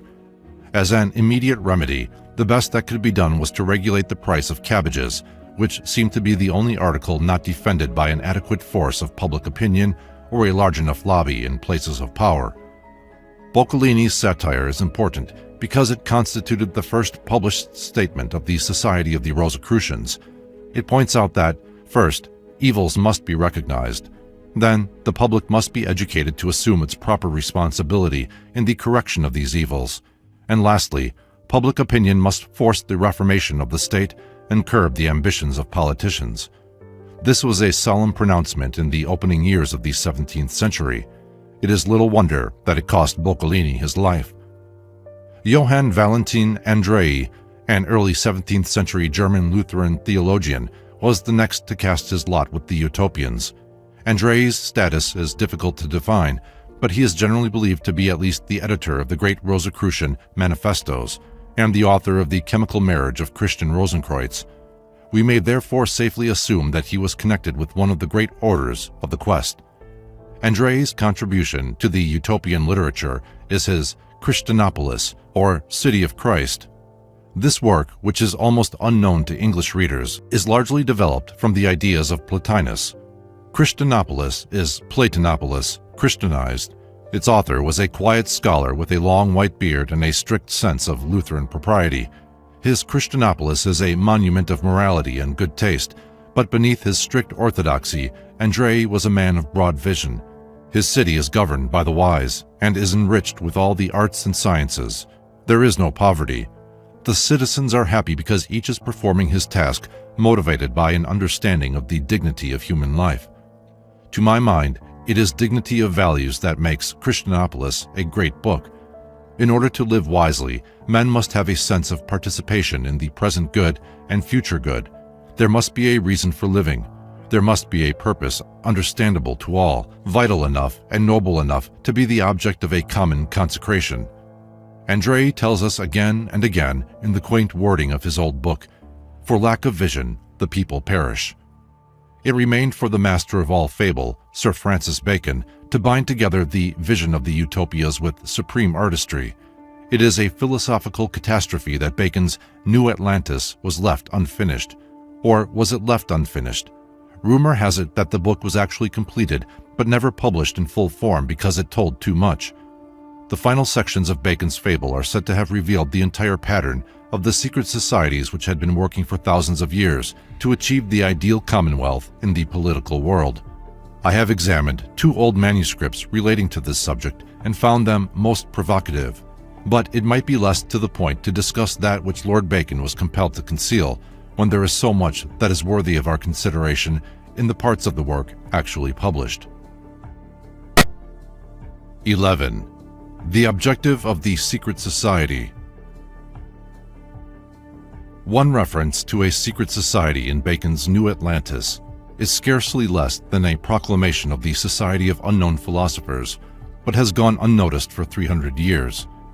This fable is of the land of Bensalem, meaning the Son of Peace, which, with its merchandise, the Light of Truth, maintained a trade with Atlantis, which was declared to be the same as America. Everything indicates that it was Sir Francis Bacon's dream that the enlarging of the bounds of human empire should be instituted on our own continent, an area peculiarly set aside by nature for the perfection of philosophy and the sciences. The writings of Sir Francis Bacon are generally grouped under 3 headings: professional, literary, and philosophical. Each of these groups contains a variety of important works, but Lord Bacon's mind, taste, and conviction are best revealed through his philosophical writings. In this group are works that are strictly philosophical, others that verge toward the sciences, and still others which sum up convictions relating to all branches of knowledge. Possibly the most remarkable of Lord Bacon's ethical contributions is the fragment called The New Atlantis, which forms a kind of gloss upon his principal philosophic production, the Instauratio Magna. To Bacon, the greater part of learning was the application of knowledge to the necessities of the human state. It was only natural that he should envision the results should his inductive system be given universal application. The New Atlantis was first published in 1627 as a kind of appendix to the Silva Silvarum, a natural history in 10 centuries. On the title page is a curious design. It shows the figure of an ancient creature representing time, drawing a female figure from a dark cavern. The meaning is obvious. Through time, the hidden truth shall be revealed. This figure is one of the most famous of the seals or symbols of the Order of the Quest. Contained within it is the whole promise of the resurrection of man and the restitution of the divine theology. The New Atlantis was not published during the recorded lifetime of Lord Bacon. It was issued the year following his death by his lordship's chaplain, William Raleigh. This man was Bacon's close friend and familiar over a period of many years, and most of Bacon's papers were entrusted to Raleigh's care. In his admiration for Bacon's personal character and philosophical powers, he left the expressed wish to be buried at his master's feet, and his wish was fulfilled. Raleigh writes in his introduction to Bacon's The New Atlantis, "This fable my lord devised, to the end that he might exhibit therein a model or description of a college, instituted for the interpreting of nature, and the producing of great and marvelous works for the benefit of men, under the name of Solomon's House, or the College of the 6 Days' Work. The College of the 6 Days' Work is, of course, a thinly veiled reference to the perfection of nature through art. The 6 days are the days of creation by which the natural world was brought into existence, according to the account given in Genesis. As God created the universe in 6 symbolic days, so man, by art, that is, philosophy, must create the condition of his own perfection by means of 6 philosophical steps. The college is the secret school, the wise man's house wherein are taught all arts and sciences, and not according to a materialistic interpretation, but according to a divine understanding of causes. Raleigh stated that it had been his lordship's intention to complete the fable of the New Atlantis with a second part, to contain the laws of the ideal state, or commonwealth of the wise. Since it was Bacon's custom to prepare numerous drafts of his writings in the process of perfecting them, it is probable that the second part existed at least in outline, but Raleigh would not have felt it proper to publish the part which his lordship had not perfected in literary form. It is well known among the secret societies of Europe that the second part of the New Atlantis exists. It includes a description of a great room in Solomon's House, wherein are displayed the crests and the coats of the arms of governors of the philosophic empire. It may be for this reason that the writings were suppressed, for these crests and arms belonged to real persons who might have been subjected to persecution, as Sir Walter Raleigh was, if their association with the secret order had been openly announced. The fable of the New Atlantis begins with a ship sailing from Peru for China and Japan, being driven from its course by contrary winds. Those aboard after many months faced death by starvation and disease. They prayed to God for help, and their prayer was answered. The ship came at last to their fair harbor of a great city in an unknown land. Here the mariners were hospitably received, and after certain formalities were permitted to land, and the wonders of the city were then revealed to them.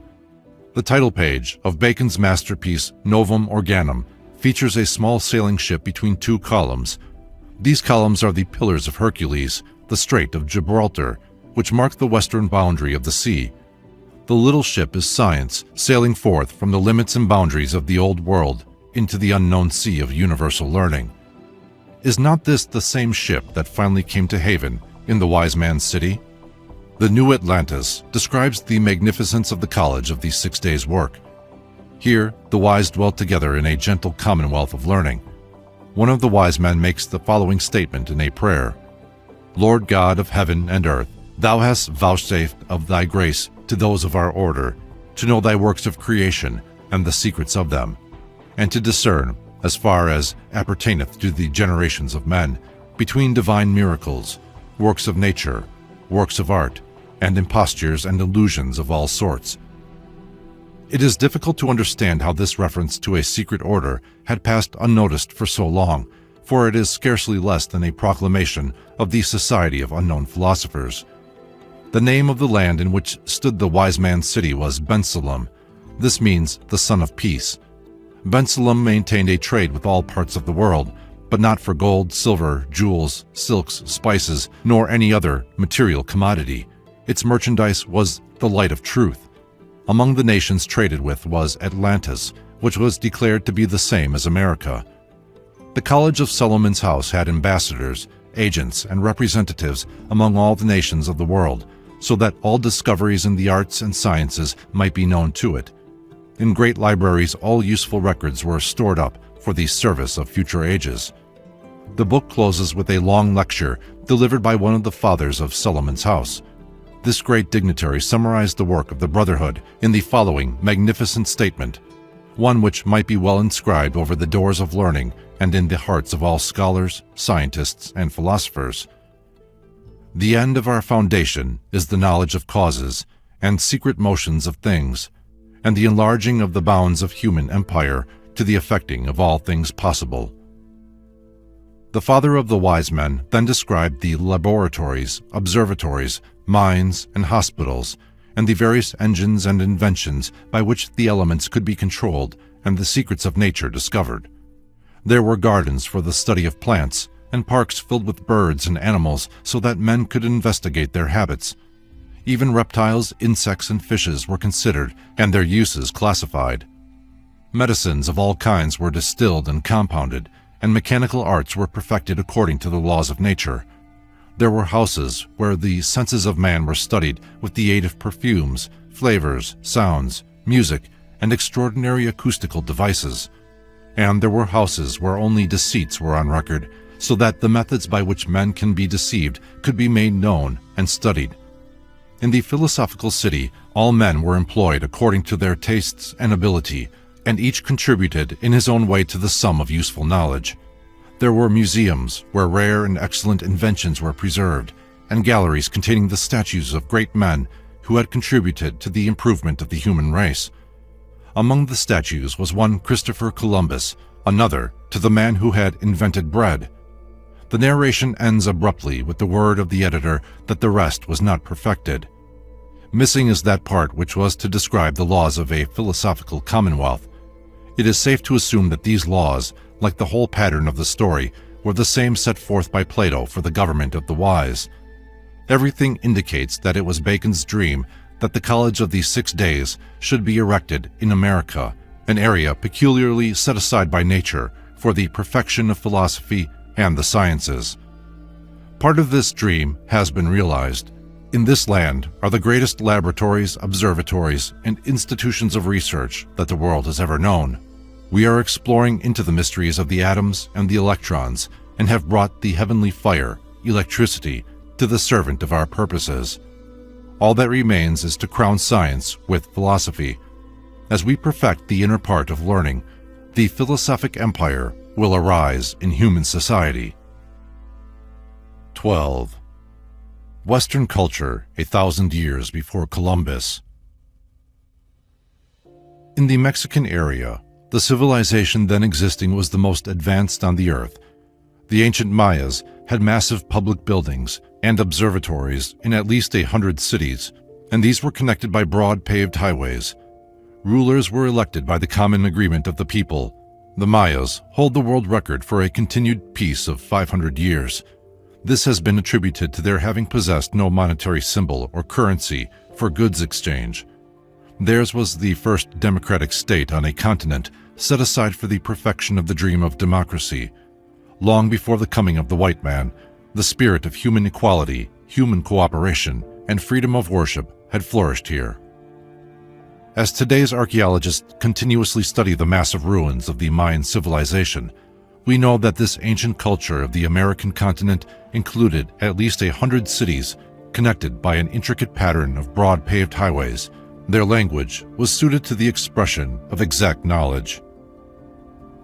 In the jungles of Yucatan, Guatemala, and Honduras are the ruined cities of a lost civilization which flourished on the North American continent 1,000 years before the voyage of Columbus.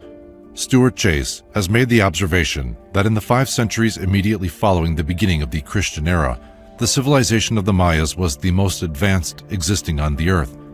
Very little is known of the Mayas, their origin, history, religion, or culture, because of the wholesale destruction of Mayan writings and historical records in the early years of the Spanish conquest. Massive ruins of their buildings remain, and great stone tablets, but these are in a language as yet undeciphered. From the physical evidence and the material remains, we know that the empire of the Mayas extended over a very large area. Included were at least 100 cities, connected by an intricate pattern of broad, paved highways. Enough of the art of the Mayas has survived to entitle them to a high place in the sphere of creative aesthetics, and their massive stone and plaster buildings prove that they possessed a well-developed knowledge of architectonics. They had observatories for the study of the arts and developed a highly accurate calendar. Their written language, more complicated than the Chinese, is of a type suited to the expression of exact knowledge and the most refined mental and emotional reflexes. According to their own legends, the Mayas owed their cultural superiority to a mysterious old man who came out of the sea riding on a raft of serpents. Among various tribes, this man has different names, but he is best known by the title conferred upon him in the Mexican area. Here he was called Quetzalcoatl. He is said to have come from the east, from the land of the many-colored rocks. Quetzalcoatl carried with him the symbol of the cross. His name means the feathered snake, or the serpent covered with the plumes of the Quetzal bird.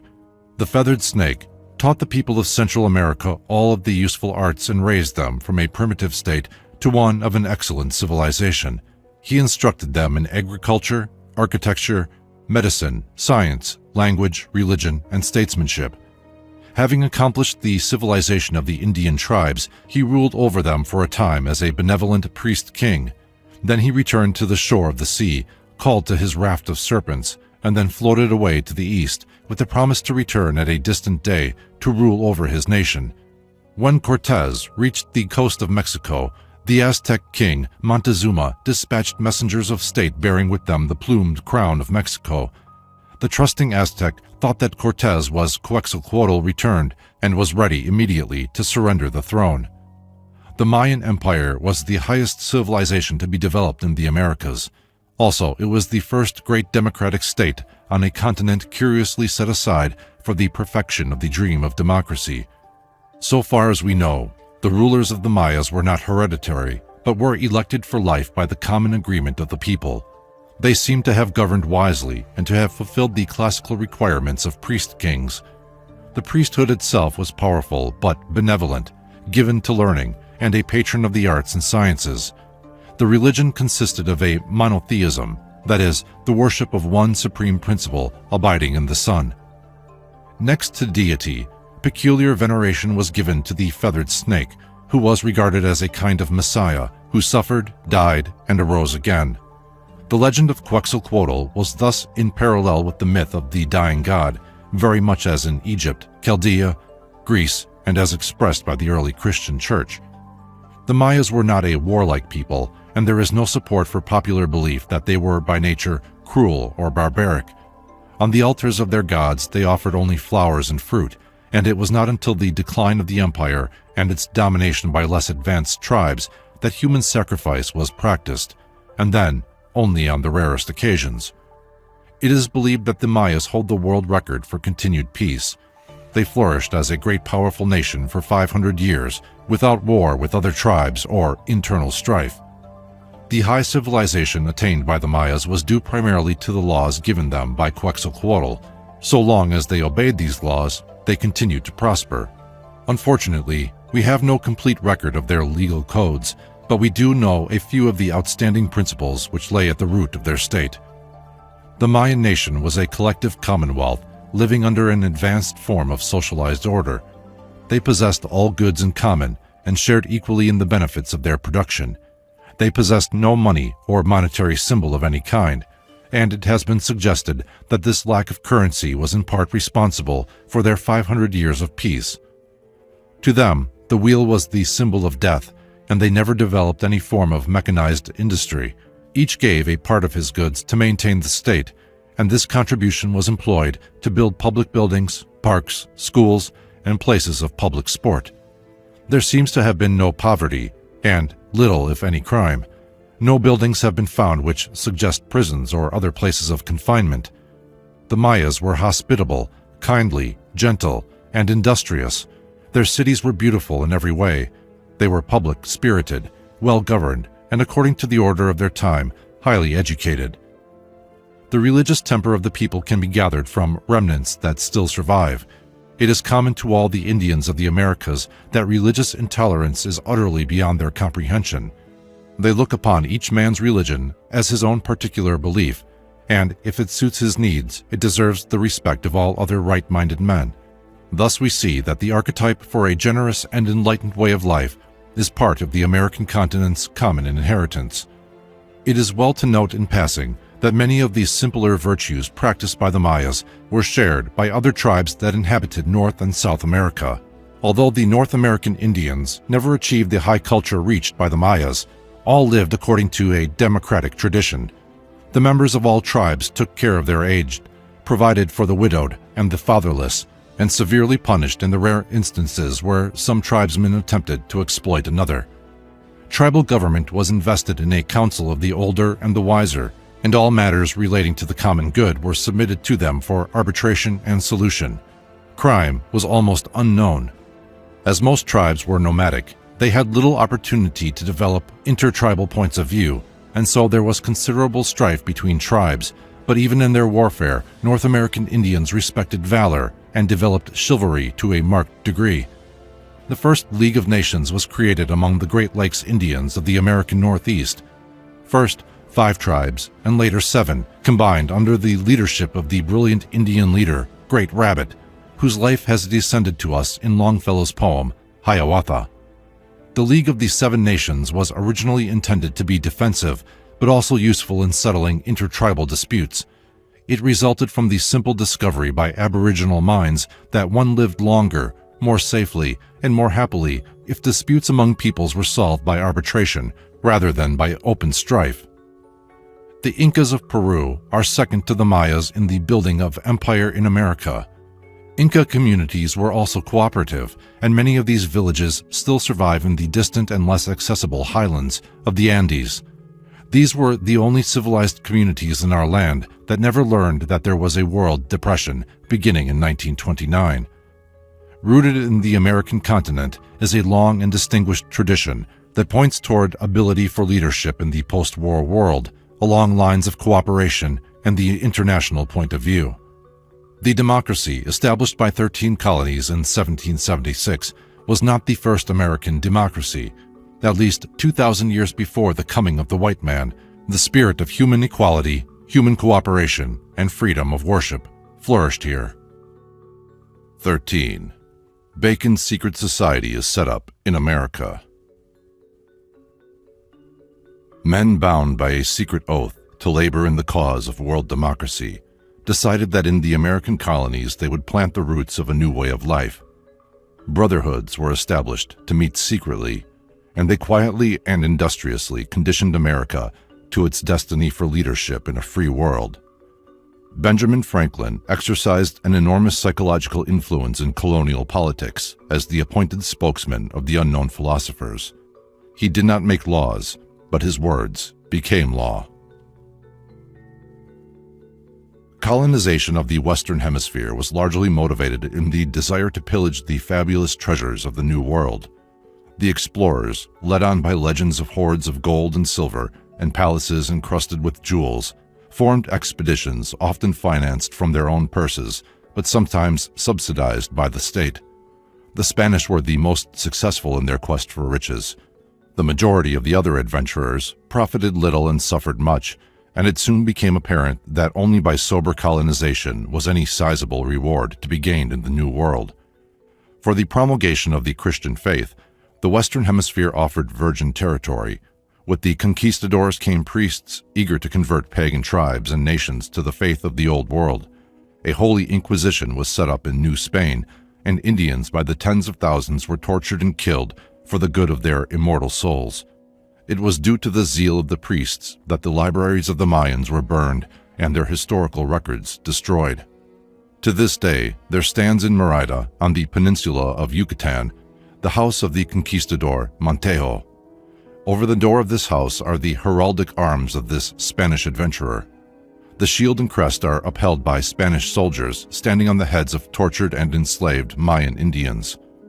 Reasonably accurate accounts of the natural advantages and resources of the Americas were in time brought back by the explorers and adventurers who had opened the new territories of the West, and only then did the European nations give serious consideration to actual development of their newly acquired colonial empires.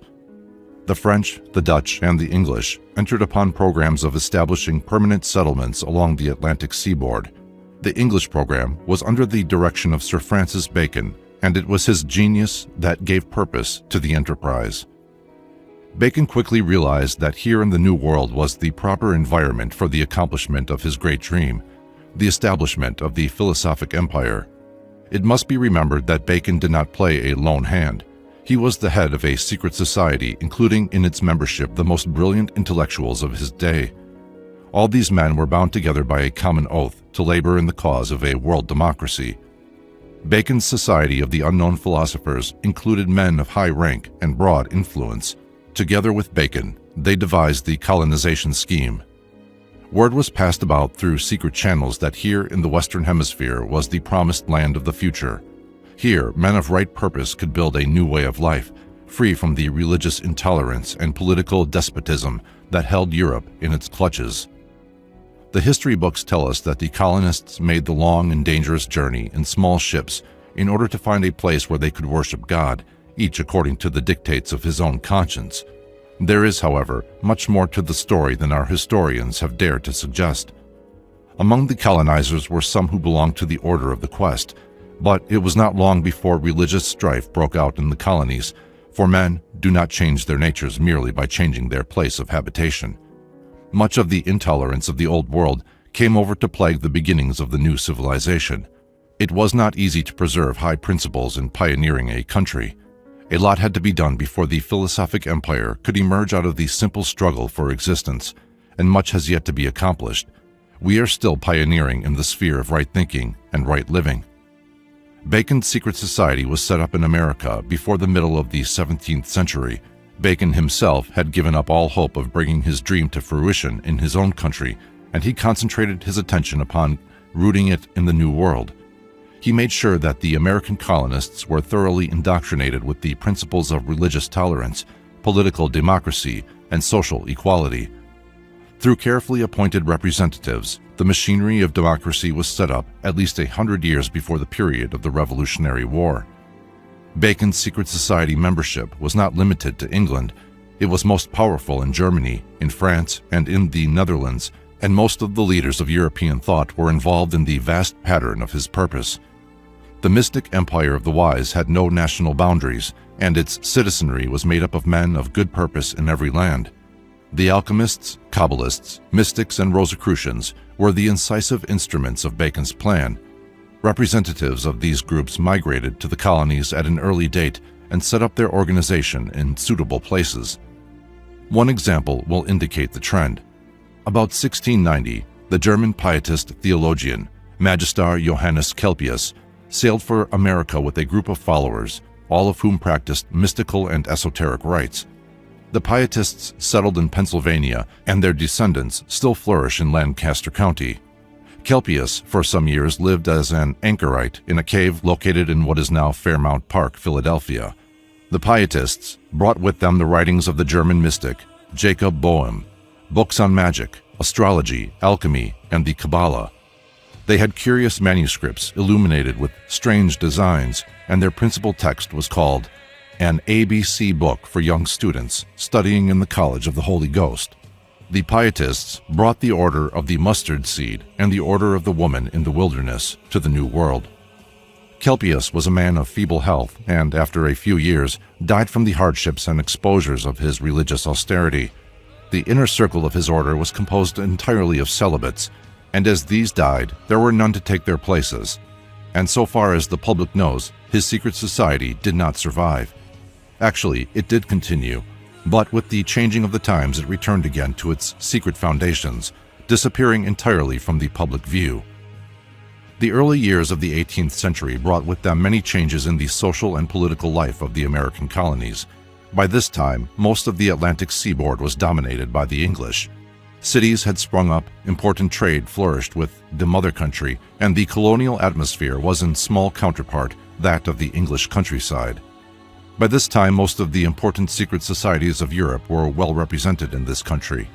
The brotherhoods met in their rooms over inns and similar public buildings, practicing their ancient rituals exactly according to the fashion in Europe and England.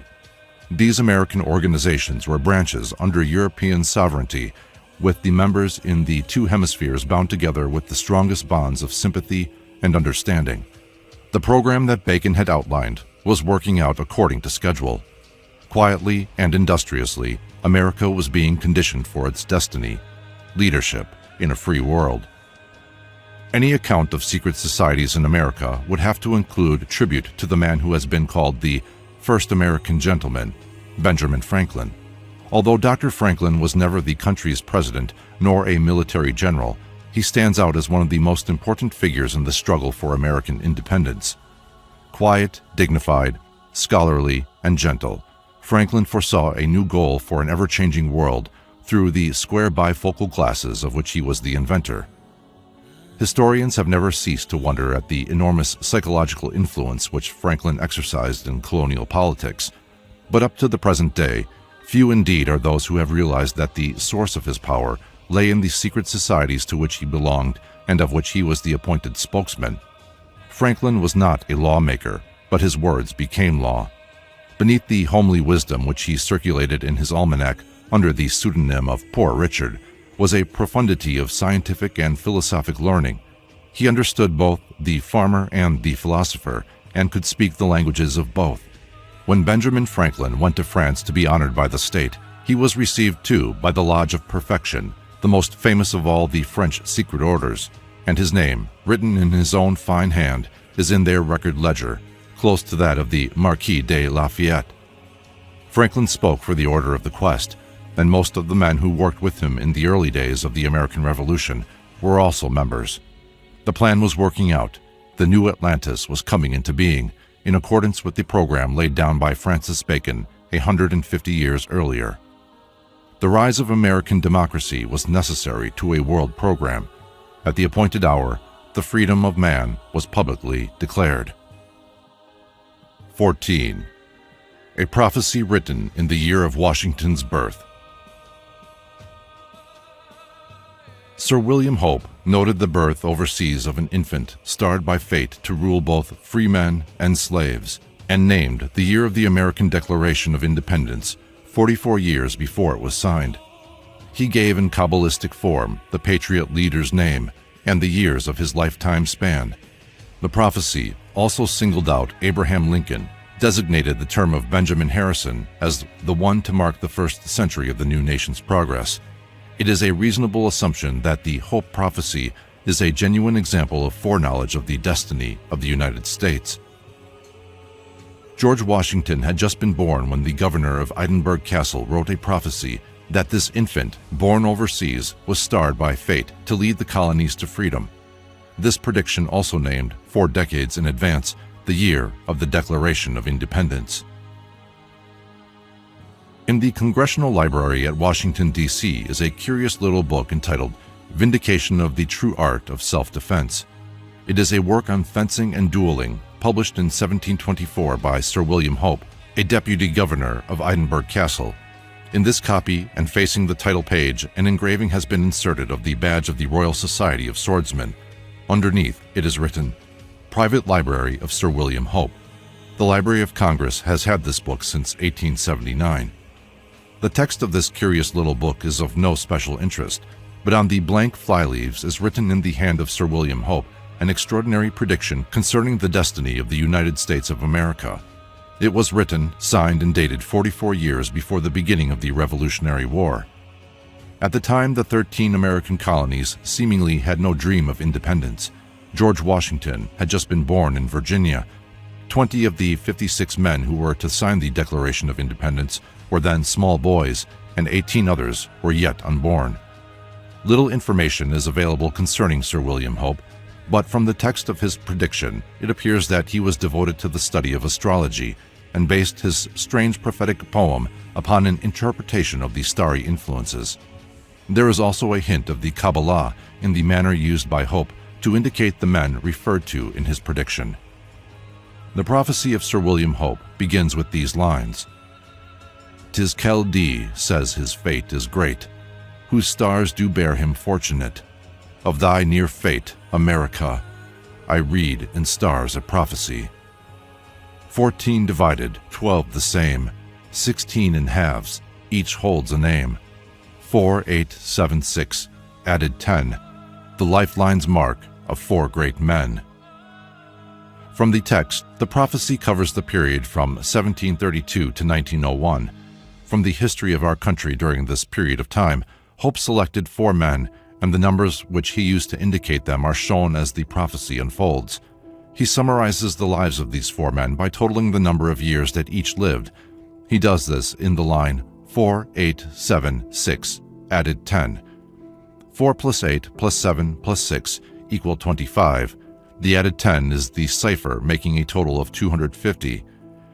At the time of his death, George Washington was 68, Abraham Lincoln 56, Benjamin Harrison 68, and William McKinley 58. The total of these years is 250. The next 12 lines are devoted to a description of George Washington and the struggle of the American colonies for independence. This day is cradled far beyond the sea, one starred by fate to rule both bond and free. The prophecy is dated 1732, and in that year George Washington was born beyond the sea in Virginia. The reference to bond and free is believed to indicate that slavery would exist during Washington's time in the colony of Virginia. Add 4, thus fix the destined day, when servile knees unbend 'neath freedom's sway. By 4 we can read 44, which, if added to the date 1732, gives 1776, the year of the American Declaration of Independence. Place 6 for 10, then read the patriot's name, whose deeds shall link him to a deathless fame. Add 4, thus fix the destined day. There are 6 letters in the name George and 10 in Washington, and this Kabbalah, when added to the previous and subsequent descriptions, can leave no doubt as to the man intended in the prophecy. Whose growing love and ceaseless trust wrong none, and catch truth's colors from its glowing sun. Death's door shall clang while yet his century waits. His planets point the way to others' pending fates. These lines contain not only a glowing tribute, but an exact bit of prophecy. Washington died on December 14, 1799, just 17 days before his century passed into history.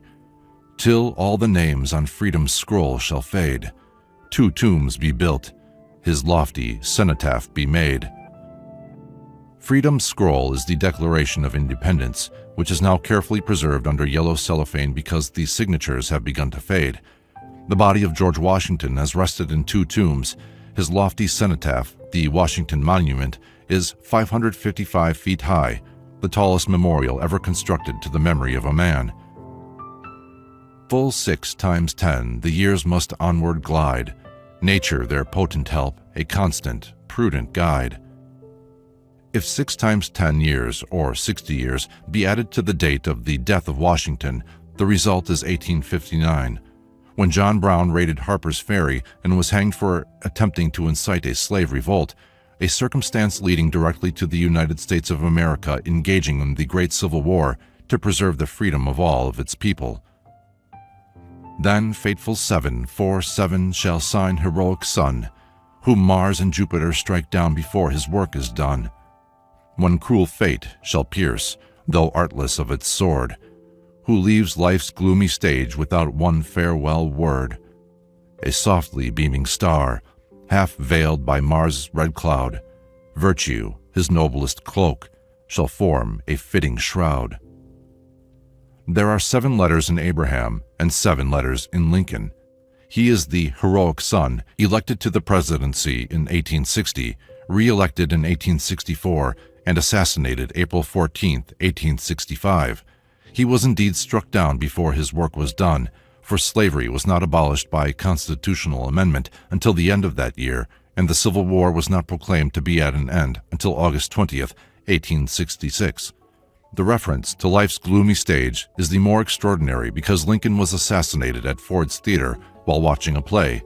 He never spoke again after the assassin's bullet struck through him, although he lived for several hours.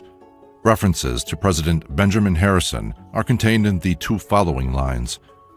Then 848, a letter generation rules, with light undimmed and shed in progress's school. There are 8 letters in Benjamin and 8 in Harrison. He ruled in a later generation, 1889 to 1893. His administration was justly climaxed by the Great Columbian Exposition at Chicago in 1893. Here, invention, transportation, industry, art, science, and agriculture exhibited the progress which they had made in the first century of American national existence. This is probably the progress school referred to in the prediction. Harrison's administration was not dimmed by war or by any scandals in high office. Then 6 again, with added 6 shall rise, resplendent ruler, good and great and wise. 4 sixes hold a glittering star that on his way shall shine, and twice 4 sixes mark his years from birth to manhood's prime. While the verses accurately describe President McKinley, this is the only instance in which the numbers do not appear to fit the name. Research, however, indicates that the original form of the family name would permit it to be divided thus: Will McKinley, which means Will the son of Kinley. In this form, each of the combinations would contain 6 letters. 4 sixes, or 24, agrees with President McKinley being the 24th man to hold the presidential office, and twice 4 sixes, or 48, was the age of McKinley at the time he was elected to governor of his native state, which might be said to be his manhood's prime. There is no reference to McKinley's second term or his assassination, but the prophecy definitely states that it goes no farther than the end of the 19th century. It does indicate earlier, however, that McKinley's life was to be 58 years, which was correct. The prophecy ends with 4 more lines. These truths prophetic shall completion see, ere time's deep grave receives the 19th century. All planets, stars, 12 signs, and horoscope attest these certain truths foretold by William Hope. Following this is the statement that the prophecy was writ at Cornhill, London, 1732. At the bottom of the page are 4 other lines written by some later member of the Hope family as a tribute to the memory of Sir William Hope. The learned hand that writ these lines no more shall pen for me, yet voice shall speak and pulses beat for long posterity. This soul refined through love of kind bewailed life's labor spent, then found this truth, his search from youth: greatness is God's accident. James Hope. As is usual with material of this kind, efforts have been made to prove the Hope prophecy to be a forgery, but up to the present time, no tangible evidence has been advanced to disprove the prediction. Always in these matters, the critic takes the attitude that such predictions cannot be made, and if a writing appears to be authentic, then it must be imposture. The book has been in the Library of Congress for more than 60 years. The prediction about both Harrison and McKinley relate to incidents taking place after the book was placed in the Congressional Library. In facsimile, one of the 2 pages of the original prophecy is illustrated here. Both have every appearance of being genuine and authentic. It is most reasonable to assume that the Hope prophecy is a genuine example of foreknowledge concerning the future of the United States of America. 15. The unknown man who designed our flag. Our flag was worked out in elements of design that provided for gradual modification in the future as the national destiny increased. It was a learned stranger, added by seeming accident to the committee appointed by the Colonial Congress in 1775, who had the foresight to provide the area for the stars and the subsequent substitution for the British Union Jack. The design was adopted by General Washington. There is no record that the committee ever made a report to Congress. According to the rules laid down by Francis Bacon for works published under the authority of the Society of Unknown Philosophers, each book must be so marked as to be readily recognizable. The book that tells of the presence of the unknown designer ends with a quotation from Bacon. Robert Allen Campbell, in 1890, published a little book, Our Flag, or The Evolution of the Stars and Stripes. Diligent research fails to uncover any data about Mr. Campbell. He states in his preface that the work is a compilation of facts and dates from official sources, larger works, occasional pamphlets, and addresses upon this and collateral subjects, and is meant, therefore, for the perusal of those who have not the time, opportunity, or disposition for a more extended study in this line of research. Then he refers specifically to the chapter of interest to our present consideration. That part of this sketch which treats of the proceedings of the Congressional Committee in relation to the colonial flag and of the unofficial consideration by a few of our revolutionary statesmen and heroes in regard to the flag of the 13 United States immediately preceding its adoption by Congress has not heretofore been published. This last statement makes it extremely difficult to trace Mr. Campbell's source of information. We are forced to the conclusion that the story must have been given to him by word of mouth. The book itself must have been printed in a very small edition, for it has become exceedingly scarce and is seldom, if ever, offered for sale. On those rare occasions when copies have changed hands, the book commands a price far in excess of usual works in this field.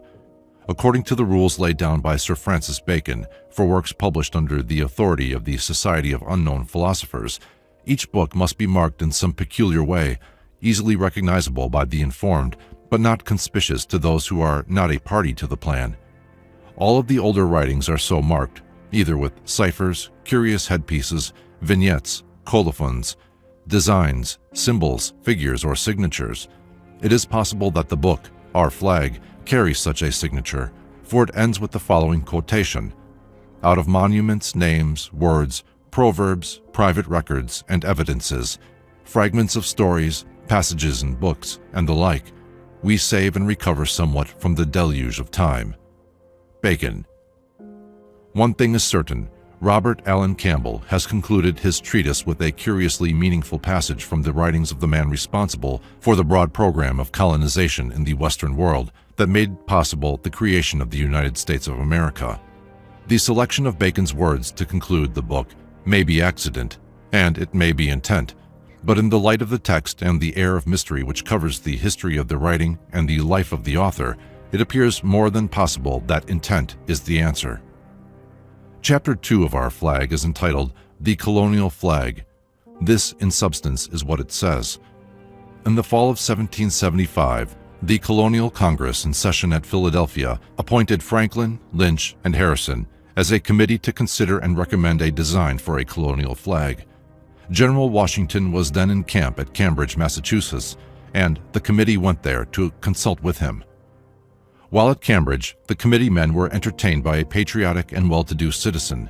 At that time, the best room in this gentleman's residence was temporarily occupied by a peculiar old gentleman. As there was only one other guest room, Lynch and Harrison were given the unoccupied room, and Dr. Franklin shared apartments with the old gentleman. Nothing is known about the mysterious old man except that he was referred to as the Professor. His name is not preserved. He was beyond 70 years of age, but apparently in the prime of his life. He ate no flesh, fish, nor fowl, or any green things, and drank no liquor, wine, or ale. His diet consisted of cereals, well-ripened fruit, nuts, tea, and such sweets as honey and molasses. He was well educated, highly cultured, of extensive as well as varied information, and very studious. He spent most of his time pondering over rare books and ancient manuscripts, which he seemed to be deciphering, translating, or rewriting. These he kept carefully locked up in a heavy iron-bound chest and never showed them to any person. He was liberal, but in no ways lavish with his money, and was well supplied with all that he needed. The professor was a staunch advocate of democracy, and his favorite statement was, "We demand no more than our just due. We will accept and be satisfied with nothing less than we demand." On the eve of their arrival, December 13th, the committee men dined with their host and hostess, also General Washington and the professor. The professor was introduced to the visitors without his name being given, and his ease, grace, and dignity during the introduction is especially noted. When Benjamin Franklin was presented, he stepped forward and extended his hand, which the professor heartily accepted. As their eyes met, there was an instantaneous, a very apparent, and a mutually gratified recognition. After dinner, Washington and the committee men exchanged a few words in undertone, and then Dr. Franklin arose, saying in substance, "As the chairman of this committee, speaking for my associates and with their consent, and with the approval of General Washington, I respectfully invite the professor to meet with the committee as one of its members, and we, each one personally and urgently, request him to accept the responsibility and to give us, the American colonies, the benefit of his presence and his counsel." After graciously accepting the invitation, the professor made his first recommendation. He pointed out that the committee now consisted of 6 persons, General Washington and the host being honorary members. 6 was not an auspicious number, and as none of the members could be spared, let the hostess be included so that their number could be increased to 7. This suggestion was unanimously accepted, and the hostess became the secretary of the committee. The committee met the following evening in the professor's room. General Washington opened the proceedings by asking Dr. Franklin for his recommendations. Franklin replied by requesting that the entire committee listen to the words of his newfound and abundantly honored friend, the professor, who had definite suggestions to make. After a preamble, the professor made the following extraordinary remarks. "The son of our political heir, like the sun in the heavens, is very low in the horizon, just now approaching the winter solstice, which it will reach very soon. But as the sun rises from his grave in Capricorn, mounts toward his resurrection in Aries, and passes onward and upward to his glorious culmination in Cancer, so will our political sun rise and continue to increase in power, in light, and in glory.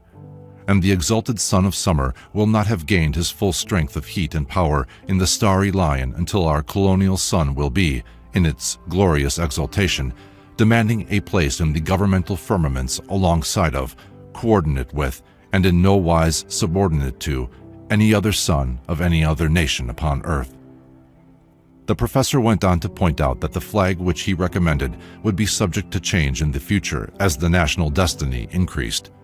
This change, however, should not require a complete redesigning but a process of gradual modification, to make it announce and represent the new nation which is already gestating in the womb of time and which will come to birth, and that not prematurely but fully developed and ready for the change into independent life before the sun in its next summer's strength ripens our next harvest. The design finally submitted consisted of a field of 13 alternate red and white stripes, and in the area which now contains the stars was the British Union Jack. The area containing the Union Jack was the one suitable for modification. The design was formally and unanimously accepted, and the flag was adopted by General Washington as the recognized standard of the colonial army and navy. There is no record of any report being made by this committee to Congress. On January 2, 1776, at Cambridge, in the presence of the army, General Washington, with his own hands, raised the newly made flag on a tall and specially prepared pine tree liberty pole. The British Army at Charleston Heights could see the flag clearly. After inspecting it with their field glasses, the British officers ordered a salute of 13 cheers, followed by a regular official salute of 13 guns in honor of the new standard. It appears, therefore, that the colonial flag was as pleasing to the British as it was to the colonies.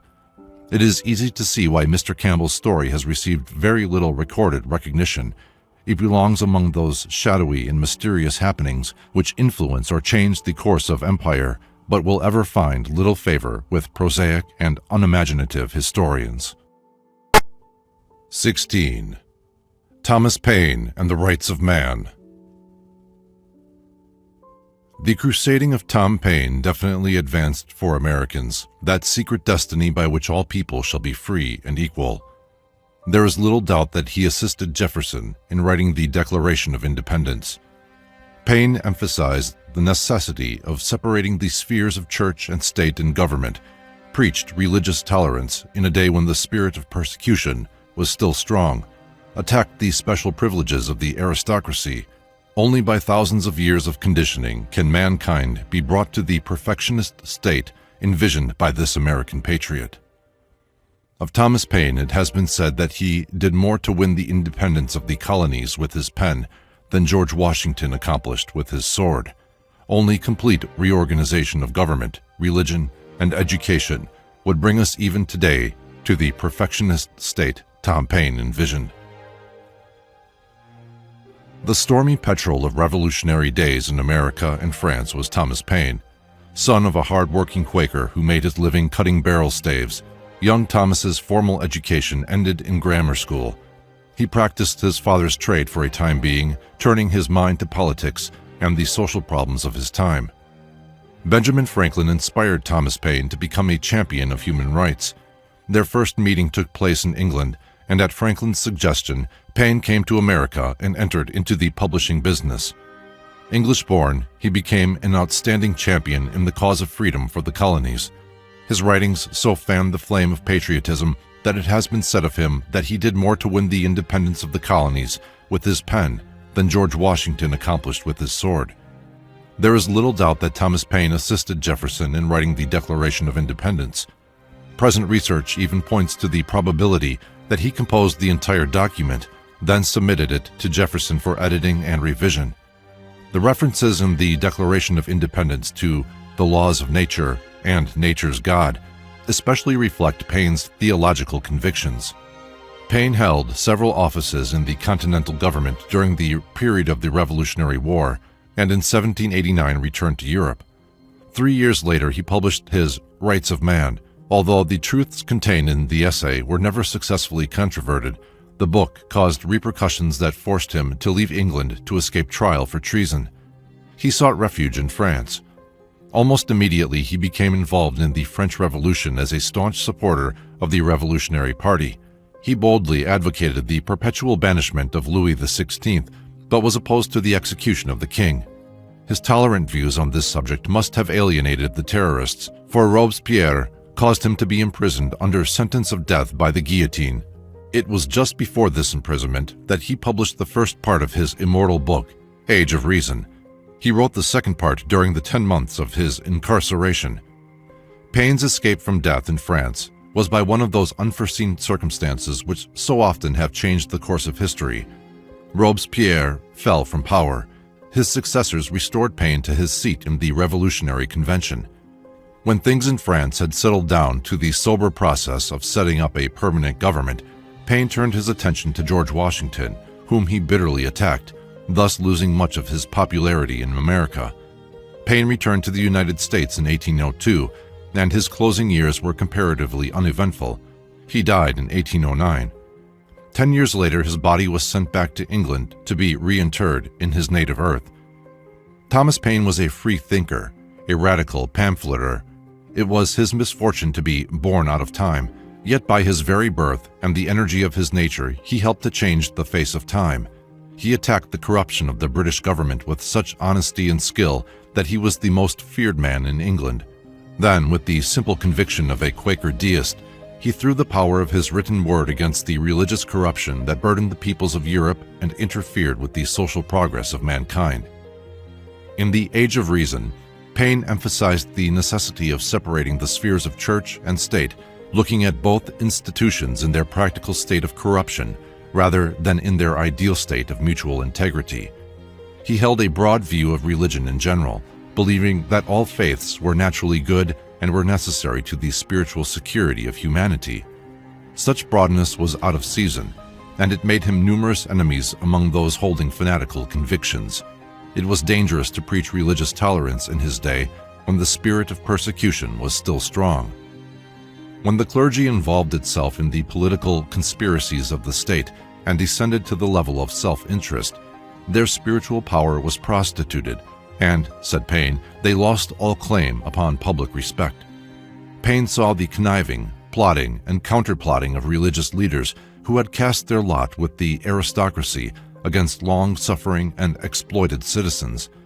With a church such as this, he had no patience, and he had the eloquence and abundant courage to express his convictions regardless of the cost. He held the aristocracy in general in equal antipathy. Privileged classes to him were little better than parasites, living off the toil of honest men in total indifference to the public good. A government compounded from a dissolute nobility and fawning professional office holders, ever catering to the longer purse, brought Paine's righteous indignation to the boiling point, indignation which he could apply in words understandable to the masses. It was his simple reasoning that such a church, plus such a state, equaled chaos. It was bad enough for government to burden the people with extravagances, but it was still worse for the church to preach that men should accept this load as coming from God, to see it designed to purify their souls by the practice of patience and humility. It was not enough for Paine to believe that all men were created free and equal. These free men had the inalienable right of representative government and the further right to improve themselves to the enjoyment of all natural good. He was more of a perfectionist than was a practical in his own day, or even in our time. Like most idealists, he failed to accept the weakness in that very human nature which he sought so desperately to champion. Only thousands of years of conditioning and the complete reorganization of government, religion, and education could bring mankind to the estate which Paine envisioned. He called men to a high destiny, and men understood in part and applied in part, but lacked the capacity for a full and understanding acceptance. This probably explains Paine's bitter attack on George Washington. Paine had been present when the American government was formed, and he must have been at least a witness to the bickerings which went on during those most critical years. As a president, Washington was not universally popular. It was only after considerable engineering that his election had been accomplished. Almost immediately, the new government fell into political difficulty. Self-seeking politicians appeared on the scene at the very beginning, just as they have never since been absent from the picture. Paine, seeing some of the noblest ideals of the new state perverted and misinterpreted, dared to speak when discretion held the tongues of other men. In Paine's own public career, made up largely of reverses, he chose to accept all forms of personal humiliation rather than modify any of his attitudes. He never accepted that such a policy as he advocated would be impractical in a permanent form of government. Political experience leads the wisest of public men to the realization that the possibilities of public office are limited, and that good things must be brought about slowly and opportunely if they are to survive public inertia and opposition. But in principle, Paine was right, and he has left imperishable landmarks.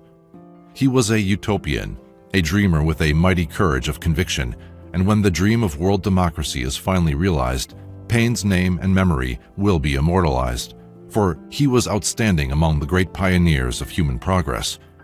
Thomas Paine's crusading was part of that secret destiny which has ordained that all people shall be free and equal.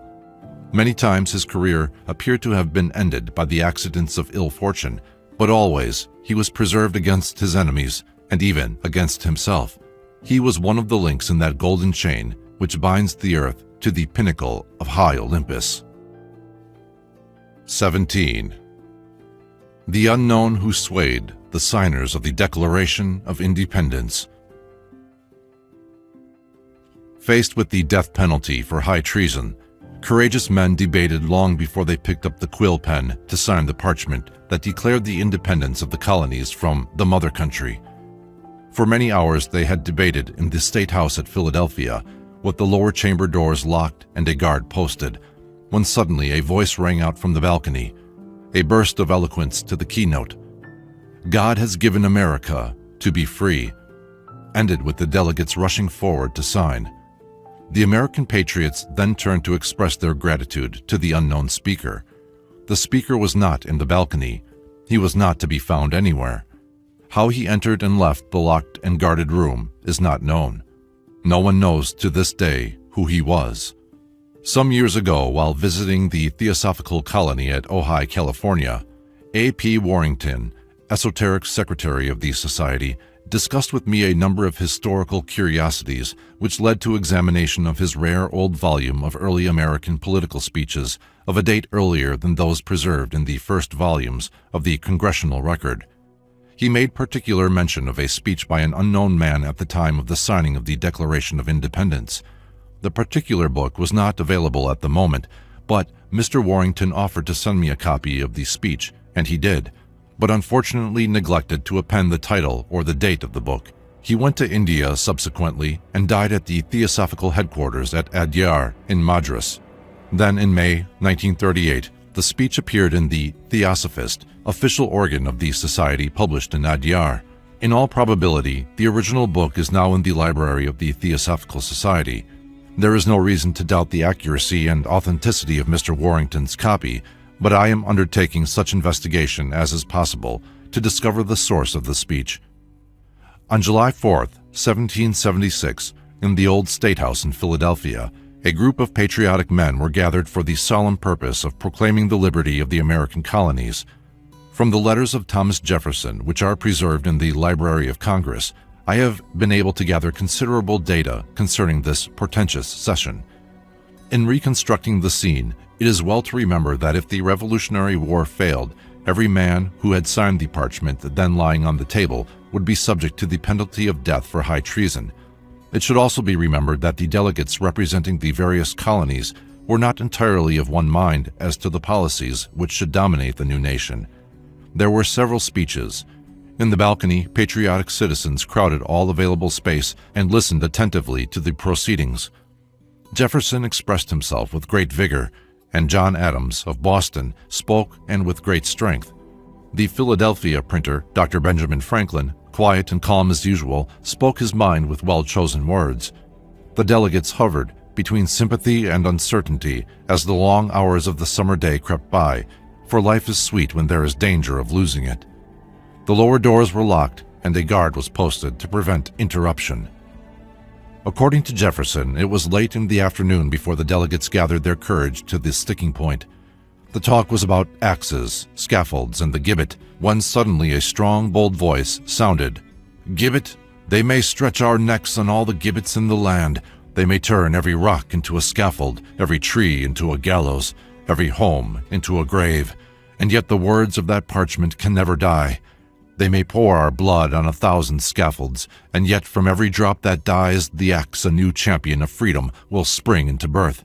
The British king may blot out the stars of God from the sky, but he cannot blot out his words written on that parchment there. The works of God may perish, his words never. The words of this declaration will live in the world long after our bones are dust. To the mechanic in his workshop, they will speak hope. To the slave in the mines, freedom. But to the coward kings, these words will speak in tones of warning they cannot choose but hear. Sign that parchment. Sign if the next moment the gibbet's rope is about your neck. Sign if the next minute this hall rings with the clash of falling axes. Sign by all your hopes in life or death as men, as husbands, as fathers, brothers. Sign your names to the parchment, or be accursed forever. Sign, and not only for yourselves, but for all ages, for that parchment will be the textbook of freedom, the Bible of the rights of man forever. Nay, do not start and whisper with surprise. It is truth. Your own hearts witness it. God proclaims it. Look at this strange band of exiles and outcasts, suddenly transformed into a people, a handful of men, weak in arms, but mighty in godlike faith. Nay, look at your recent achievements, your Bunker Hill, your Lexington, and then tell me, if you can, that God has not given America to be free. It is not given to our poor human intellect to climb to the skies and to pierce the counsel of the Almighty One, but methinks I stand among the awful clouds which veil the brightness of Jehovah's throne. Methinks I see the recording angel come trembling up to that throne and speak his dread message. Father, the old world is baptized in blood. Father, look with one glance of thine eternal eye, and behold evermore that terrible sight. Man trodden beneath the oppressor's feet, nations lost in blood, murder, and superstition, walking hand in hand over the graves of the victims, and not a single voice of hope to man. He stands there, the angel, trembling with the record of human guilt. But hark! The voice of God speaks from out the awful cloud. Let there be light again. Tell my people, the poor and oppressed, to go out from the old world, from oppression and blood, and build my altar in the new. As I live, my friends, I believe that to be his voice. Yes, were my soul trembling on the verge of eternity, were this hand freezing in death, were this voice choking in the last struggle, I would still, with the last impulse of that soul, with the last wave of that hand, with the last gasp of that voice, implore you to remember this truth. God has given America to be free. Yes, as I sank into the gloomy shadows of the grave, with my last faint whisper I would beg you to sign that parchment for the sake of those millions whose very breath is now hushed in intense expectation as they look up to you for the awful words, "You are free." The unknown speaker fell exhausted into his seat. The delegates, carried away by his enthusiasm, rushed forward. John Hancock scarcely had time to pen his bold signature before the quill was grasped by another. It was done. The delegates turned to express their gratitude to the unknown speaker for his eloquent words. He was not there. Who was this strange man, who seemed to speak with a divine authority, whose solemn words gave courage to the doubters and sealed the destiny of the new nation? Unfortunately, no one knows. His name is not recorded. None of those present knew him, or if they did, not one acknowledged the acquaintance. How he had entered into the locked and guarded room is not told, nor is there any record of the manner of his departure. No one claimed to have seen him before, and there is no mention of him after this single episode. Only his imperishable speech bears witness to his presence. There are many interesting implications in his words. He speaks of the rights of man, although Thomas Paine's book by that name was not published until 13 years later. He mentions the all-seeing eye of God, which was afterwards to appear on the reverse of the Great Seal of the new nation. In all, there is much to indicate that the unknown speaker was one of the agents of the secret order, guarding and directing the destiny of America. Some time ago, an Eastern publisher suggested to me that an interesting and important title for a book would be The History of Unknown Men. This publisher was a great reader of history, and it was his observation that nearly all great causes are furthered by mysterious and obscure persons who receive little or no credit for the part which they have played. To write the history of these men would be to write the history of the Order of the Quest, the story of the unknown philosophers. Some, like Francis Bacon, came to high estate, but most of the unknowns work obscurely through other men, who gain the credit and the fame. In an old book of rules used by the brothers of these secret orders is the following: "Our brothers shall wear the dress and practice the customs of those nations to which they travel, so that they shall not be conspicuous or convey any appearance that is different or unusual. Under no condition shall they reveal their true identity or the work which they have come to accomplish, but shall accomplish all things secretly and without violating the laws or statutes of the countries in which they work.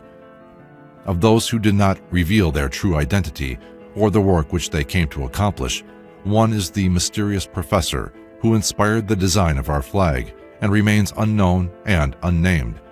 And similarly, another is the unknown speaker whose words removed indecision about signing the Declaration of Independence.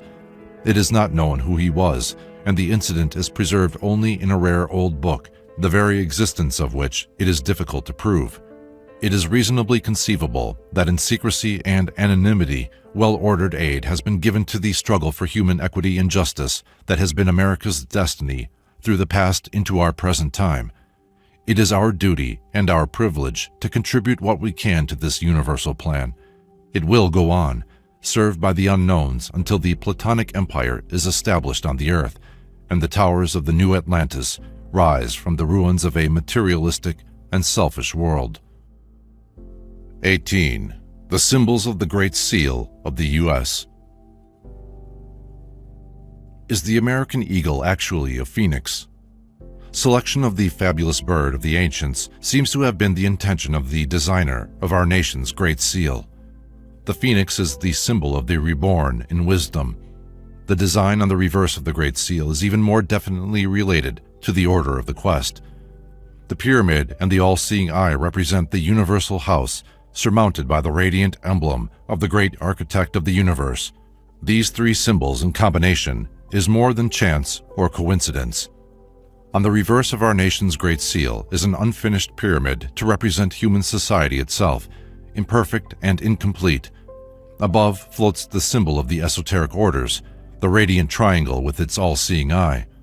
Was it the society of the unknown philosophers who sealed the new nation with the ancient and eternal emblems? When the time came to select an appropriate emblem for the Great Seal of the United States of America, several designs were submitted. These are described by Gillard Hunt in The History of the Seal of the United States, published in Washington, D.C. in 1909. Most of the designs originally submitted had the phoenix bird on its nest of flames as its central motif. One of the designs now familiar to us was finally selected, and Benjamin Franklin was asked for his opinion of the choice. Franklin gave his immediate approval, observing naively that it was very inappropriate to select the wild turkey as the symbol of the new country. The turkey was a bird of admirable quality, hard-working and industrious, and of good moral character, and a fowl also with a marked aversion for the color red, at that time unpopular among the colonists. When it was explained to Franklin that the bird on the seal was intended to represent an eagle, he was bitterly disappointed, and he insisted that the drawing did not look like an eagle to him, and furthermore, an eagle was a bird of prey with few of the respectable qualities of the wild turkey. It has been said that the designer had drawn a phoenix. Its selection would, of course, have been appropriate. Among the ancients, a fabulous bird called the phoenix is described by early writers such as Clement, Herodotus, and Pliny. In size and shape it resembled the eagle, but with certain differences. The body of the phoenix is one covered with glossy purple feathers, and the plumes in its tail are alternately blue and red. The head of the bird is light in color, and about its neck is a circlet of golden plumage. At the back of its head, The phoenix has a crest of feathers of brilliant color, with its home in the distant parts of Arabia, in a nest of frankincense and myrrh. The phoenix, it was said, lives for 500 years, and at its death, its body opens and the newborn phoenix emerges. Because of this symbolism, the phoenix is generally regarded as representing immortality and resurrection. All symbols have their origin in something tangible, and the phoenix is one sign of these secret orders of the ancient world and of the initiate of those orders, for it was common to refer to one who had been accepted into the temples as a man twice born, or reborn. Wisdom confers a new life, and those who become wise are born again. The phoenix symbol is important in another way, as an emblem among nearly all civilized nations of royalty, power, superiority, and immortality. The phoenix of China is identical in meaning with the phoenix of Egypt, and the phoenix of the Greeks is the same as the thunderbird of the American Indians.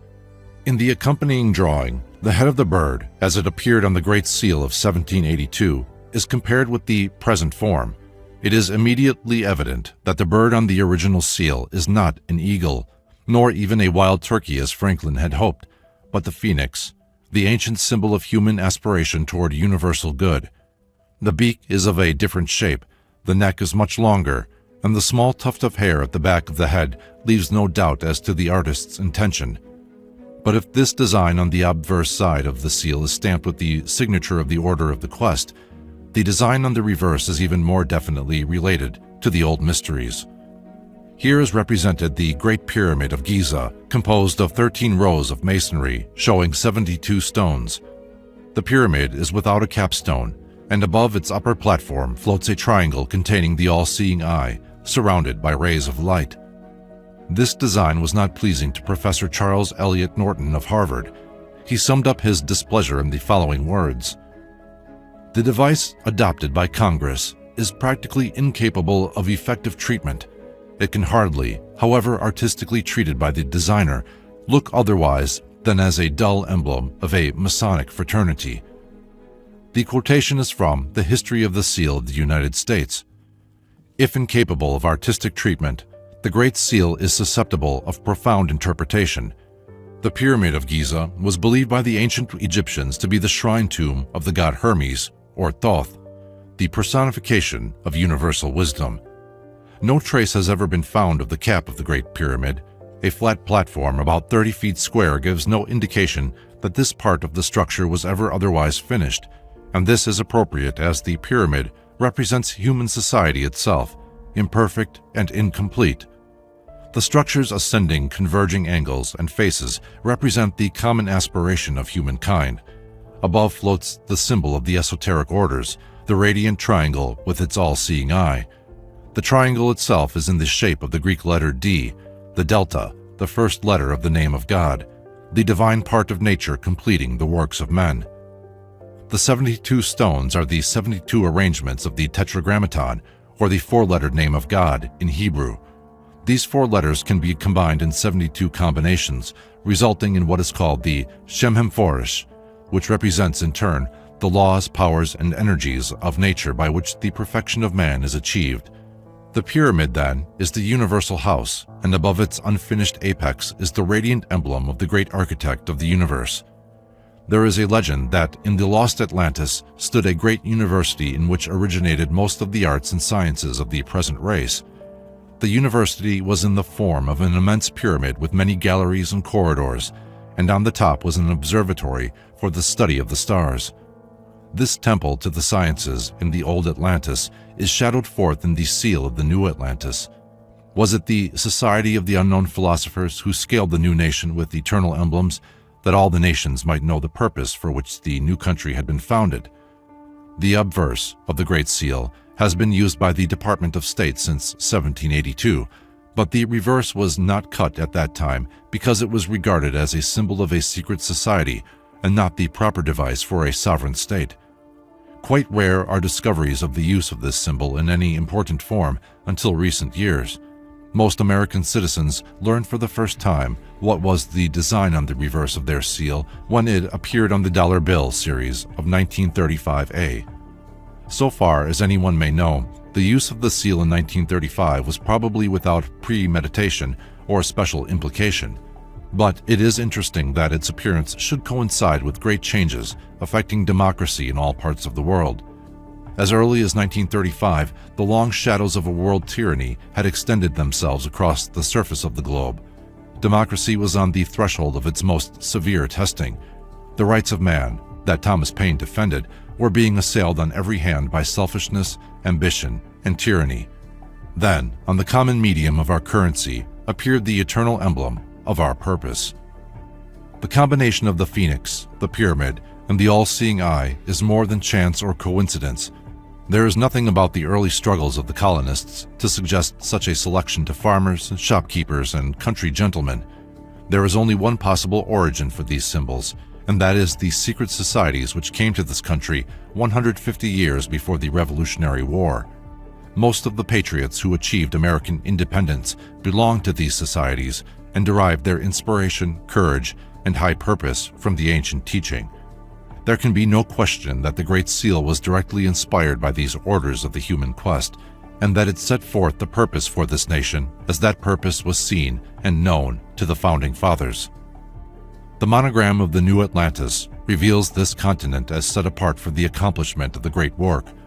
Here is to arise the pyramid of human aspiration, the school of the secret sciences. Over this nation rules the Supreme King, the ever-living God. This nation is dedicated to the fulfillment of the divine will. To the degree that men realize this and dedicate themselves and their works to this purpose, their land will flourish. To depart from the symbol of this high destiny is to be false to the great trust given as a priceless inheritance. 19. The prophetic dream of General McClellan. In a dark hour of military apprehension, the general of the Union forces was visited by a vision in a dream. A voice spoke, and a map came alive with troop movements as the enemy forces moved into the very positions he had intended to occupy. The voice told him that he had been betrayed. He raised his eyes and looked into the face of George Washington. When McClellan awoke, his map was covered with marks and signs and figures, indicating the strategy that prevented the capture of the nation's capital. Also included in the dream was the warning of the father of our country that we would wage still another struggle for existence, ere another century shall have gone by, against the oppressors of the whole earth. The vision of Constantine changed the course of the Roman Empire. The visions of Joan of Arc preserved France in an hour of darkest need, and the vision that came to General McClellan was a powerful force in preserving the union of the American people. The story of General McClellan's dream, preserved in the general's own words, seems to have appeared in print for the first time in the Portland, Maine Evening Courier of March 8, 1862. Had the story not been true, it is almost certain that McClellan himself would have made some statement of disapproval or demanded a retraction. General McClellan's career as a soldier was not exceptionally brilliant. He was a good organizer, but made many enemies because of certain fixations of temperament. But there can be no question of his sincerity and his dedication to the cause of the Union. In the interests of brevity, here we will give a digest of parts of the story of the dream, with the general's own words preserved in the more significant passages. At 2 o'clock of the third night after General McClellan's arrival at Washington, D.C., to take command of the United States Army, he was working over his maps and studying the reports of scouts. A feeling of intense weariness came over him, and leaning his forehead on his folded arm, he fell asleep at his table. He had not been sleeping more than 10 minutes when it seemed that the locked door of his room was suddenly thrown open, and someone strode up to him in a voice terrible with power, spoke. "General McClellan, do you sleep at your post? Rouse you, or ere it can be prevented, the foe will be in Washington." The general then describes in some detail his strange feeling. At the moment he seemed to be suspended in the center of infinite space, and the voice came from a hollow distance all about him. He started up, but whether he was really awake he was never able to decide. The table covered with maps was still before him, but the furniture, the walls of the room, and other familiar objects were no longer visible. Instead, he was gazing upon a living map, including the entire area of the country from the Mississippi River to the Atlantic Ocean. McClellan tried to see the features of the being that stood with him, but could discern nothing but a vapor having the general outline of a man. As he looked upon the great map, McClellan was amazed to see the movements of the various troops and regiments, and a complete pattern of the enemy's lines and distribution of forces. The general was immediately infused with a great elation, for he felt that the movements on this extraordinary map would enable him to bring the war to a speedy and victorious termination. Then his elation changed to great apprehension. He saw the enemy's forces moving to certain points which he himself had intended to occupy within the next few days. He quietly realized that in some way his plans were known to the enemy. Then again the voice spoke. "General McClellan, you have been betrayed. And had God not willed otherwise, ere the sun of tomorrow had set the Confederate flag, would have waved above the Capitol and your own grave. But note what you see. Your time is short." His pencil moving with the speed of thought, McClellan transferred the troop positions from the living map to the paper map on his desk. When this had been done, McClellan became aware that the figure standing near him had increased in light and glory until it shone like the noonday sun. And as he raised his eyes, he looked into the face of George Washington.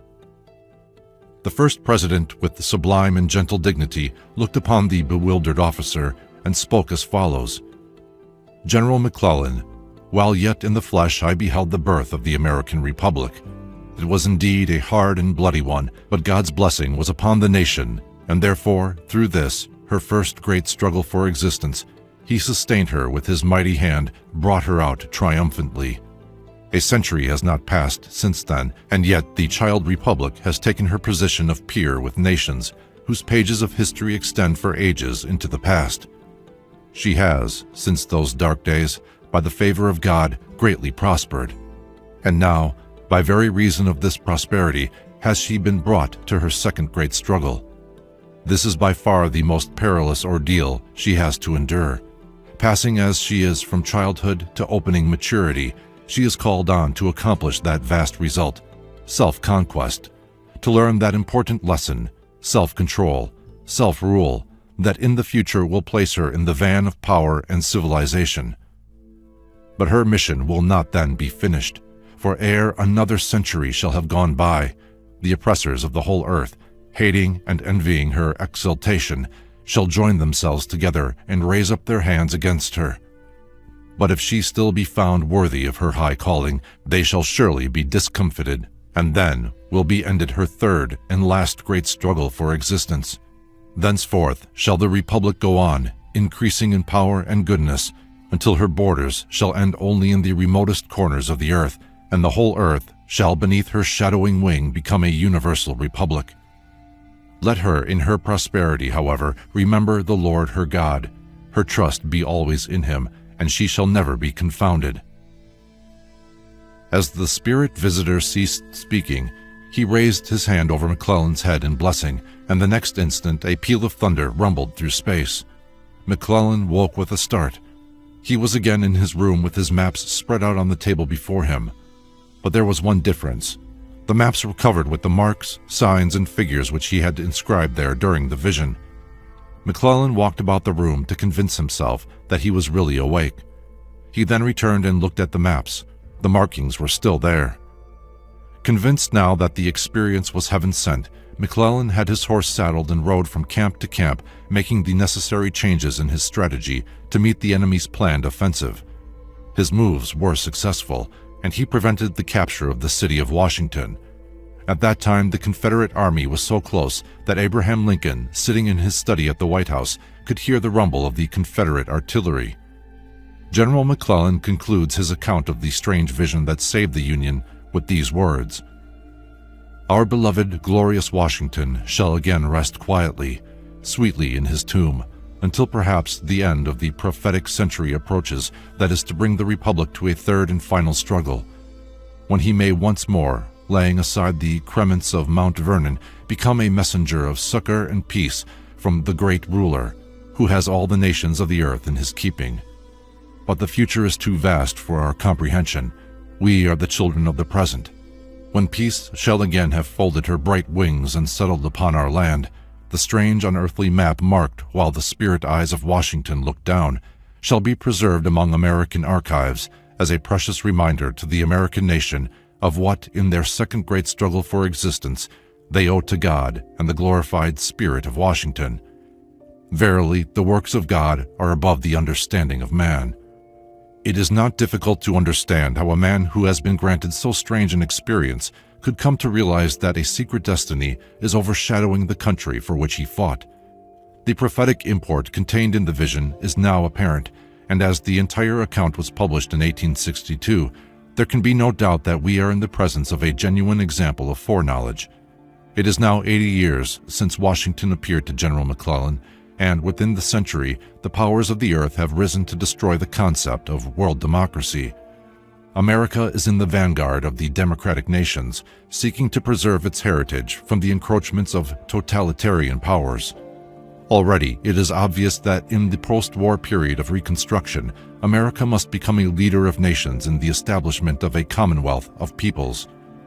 The purpose for which we are created is revealing itself through the long processes of time, and that purpose is indeed our most sacred heritage. It is written in the old books that when the brothers of the quest desire to bring about changes in the mortal state, they send messengers and strange dreams and mystic visions, and accomplish their purpose by revealing their will to the leaders of nations in sundry and curious ways. Whether we wish to believe that the spirits of the dead return to guide the living, or whether we choose to accept that man possesses faculties and powers which under great stress may bring his consciousness a little nearer to universal truth, one thing is certain.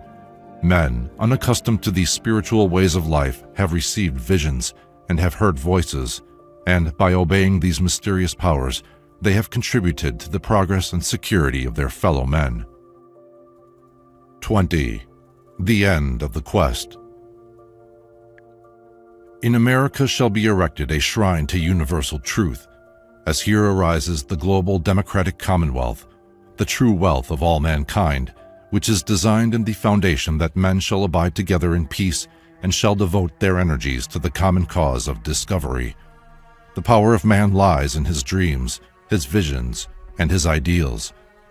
This has been the common vision of man's necessity in the secret empire of the Brotherhood of the Quest, consecrated to fulfilling the destiny for which we in America were brought into being. Religion, science, and philosophy are the three parts of essential learning. A government based upon one or even two of these parts must ultimately degenerate into a tyranny, either of men or opinion. These three realize the unity of knowledge. They are the orders of the quest. Philosophy teaches that the completion of the great work of social regeneration must be accomplished not in society, but in man himself. The democratic commonwealth can never be legislated into existence, nor can it result from formal treaties or conferences. This is clearly indicated in the tragedy of the League of Nations. The League failed to prevent war because the nations which composed the League lacked the courage of high conviction. They failed the very institution which they themselves had established. Permanent progress results from education, not from legislation. The true purpose of education is to inform the mind in basic truths concerning conduct and the consequences of conduct. Education is not merely the fitting of the individual for the problems of economic survival. This is only the lesser part of learning. The greater part deals with the intangibles of right motivation and right use. No human being who is moved to action through wrong motivations or misuses the privileges of his times can be regarded as educated, regardless of the amount of formal schooling he has received. The human mind is established in knowledge not alone by the reading of books or the study of arts and sciences, but by the examples set up by leaders and the personal experiences of living. According to the Baconian system, there are three sources of learning. The first is tradition, which may be derived from books. The second is observation, by which we learn from the actions of each other. And the third is by experimentation, which is a study of causes and consequences brought about by personal conduct. The supreme human purpose is the perfection of man. This must come first, and when this end has been achieved, all good things will inevitably follow. Only enlightened men can sustain enlightened leadership. Only the wise can recognize and reward wisdom.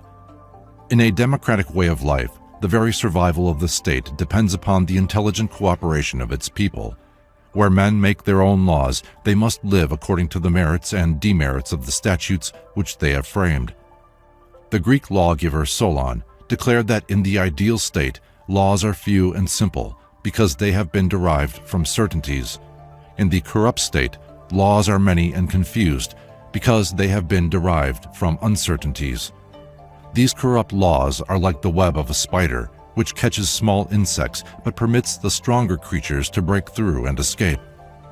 Where there are many laws, there is much lawlessness, and men come to despise and ridicule the restraints that are imposed upon freedom of action. Corrupt laws, resulting from efforts to amend inadequate legislation by further inadequate legislation, reveal a general ignorance of right and wrong. Where such ignorance exists, the ideal function of democracy is impossible, and liberty degenerates into license. The half-truth is the most dangerous form of lie because it can be defended in part by incontestable logic. Wherever the body of learning is broken up, the fragments become partial truths. We live in a day of partial truths, and until we remedy the condition, we must suffer the inevitable consequences of division. According to the ancients, religion, philosophy, and science are the three parts of essential learning. Not one of these parts is capable, if separated from the rest, of assuring the security of the human state. A government based upon one or even two of these parts must ultimately degenerate into a tyranny either of men or of opinion. Religion is the spiritual part of learning, philosophy the mental part, and the sciences, including the arts and crafts, the physical part. As man himself has a spiritual, mental, and physical nature, and all of these natures manifest in his daily living, he must become equally informed in all the parts of his nature if he is to be self-governing. Unbalanced forces perish in the void, declared a prophet of old, and this is true beyond possibility of dispute. The Platonic Commonwealth had as its true foundation the unity of learning. In the midst of the philosophic empire stands the school of the threefold truth. Religion is the quest of truth by means of the mystical powers latent in the consciousness of man. Philosophy is the quest for truth by the extension of the intellectual powers toward the substance of reality. Science is the quest for truth by the study of the anatomy and the physiology of the body of truth, as it is revealed in the material creation. These three, then, are the orders of the quest. Together they can bring about the perfection of man through the discovery of the plan for man. One of the great secrets of antiquity was this realization of the unity of knowledge and the identity of the quest in all the branches of learning. The great philosophers of the past were truly great because they approached the problem of life as priest-philosopher-scientist. The title, the wise, is properly applied only to those in whose consciousness the unity of knowledge has been established as the pattern of the quest. It was part of the ancient plan that has descended to us to build again the ideal university, the college of the 6 days' work. Here would be taught the same arts and sciences that we teach today, but from a different basic premise. Here men would learn that the sciences are as sacred as the theologies, and the philosophies are as practical as the crafts and trades.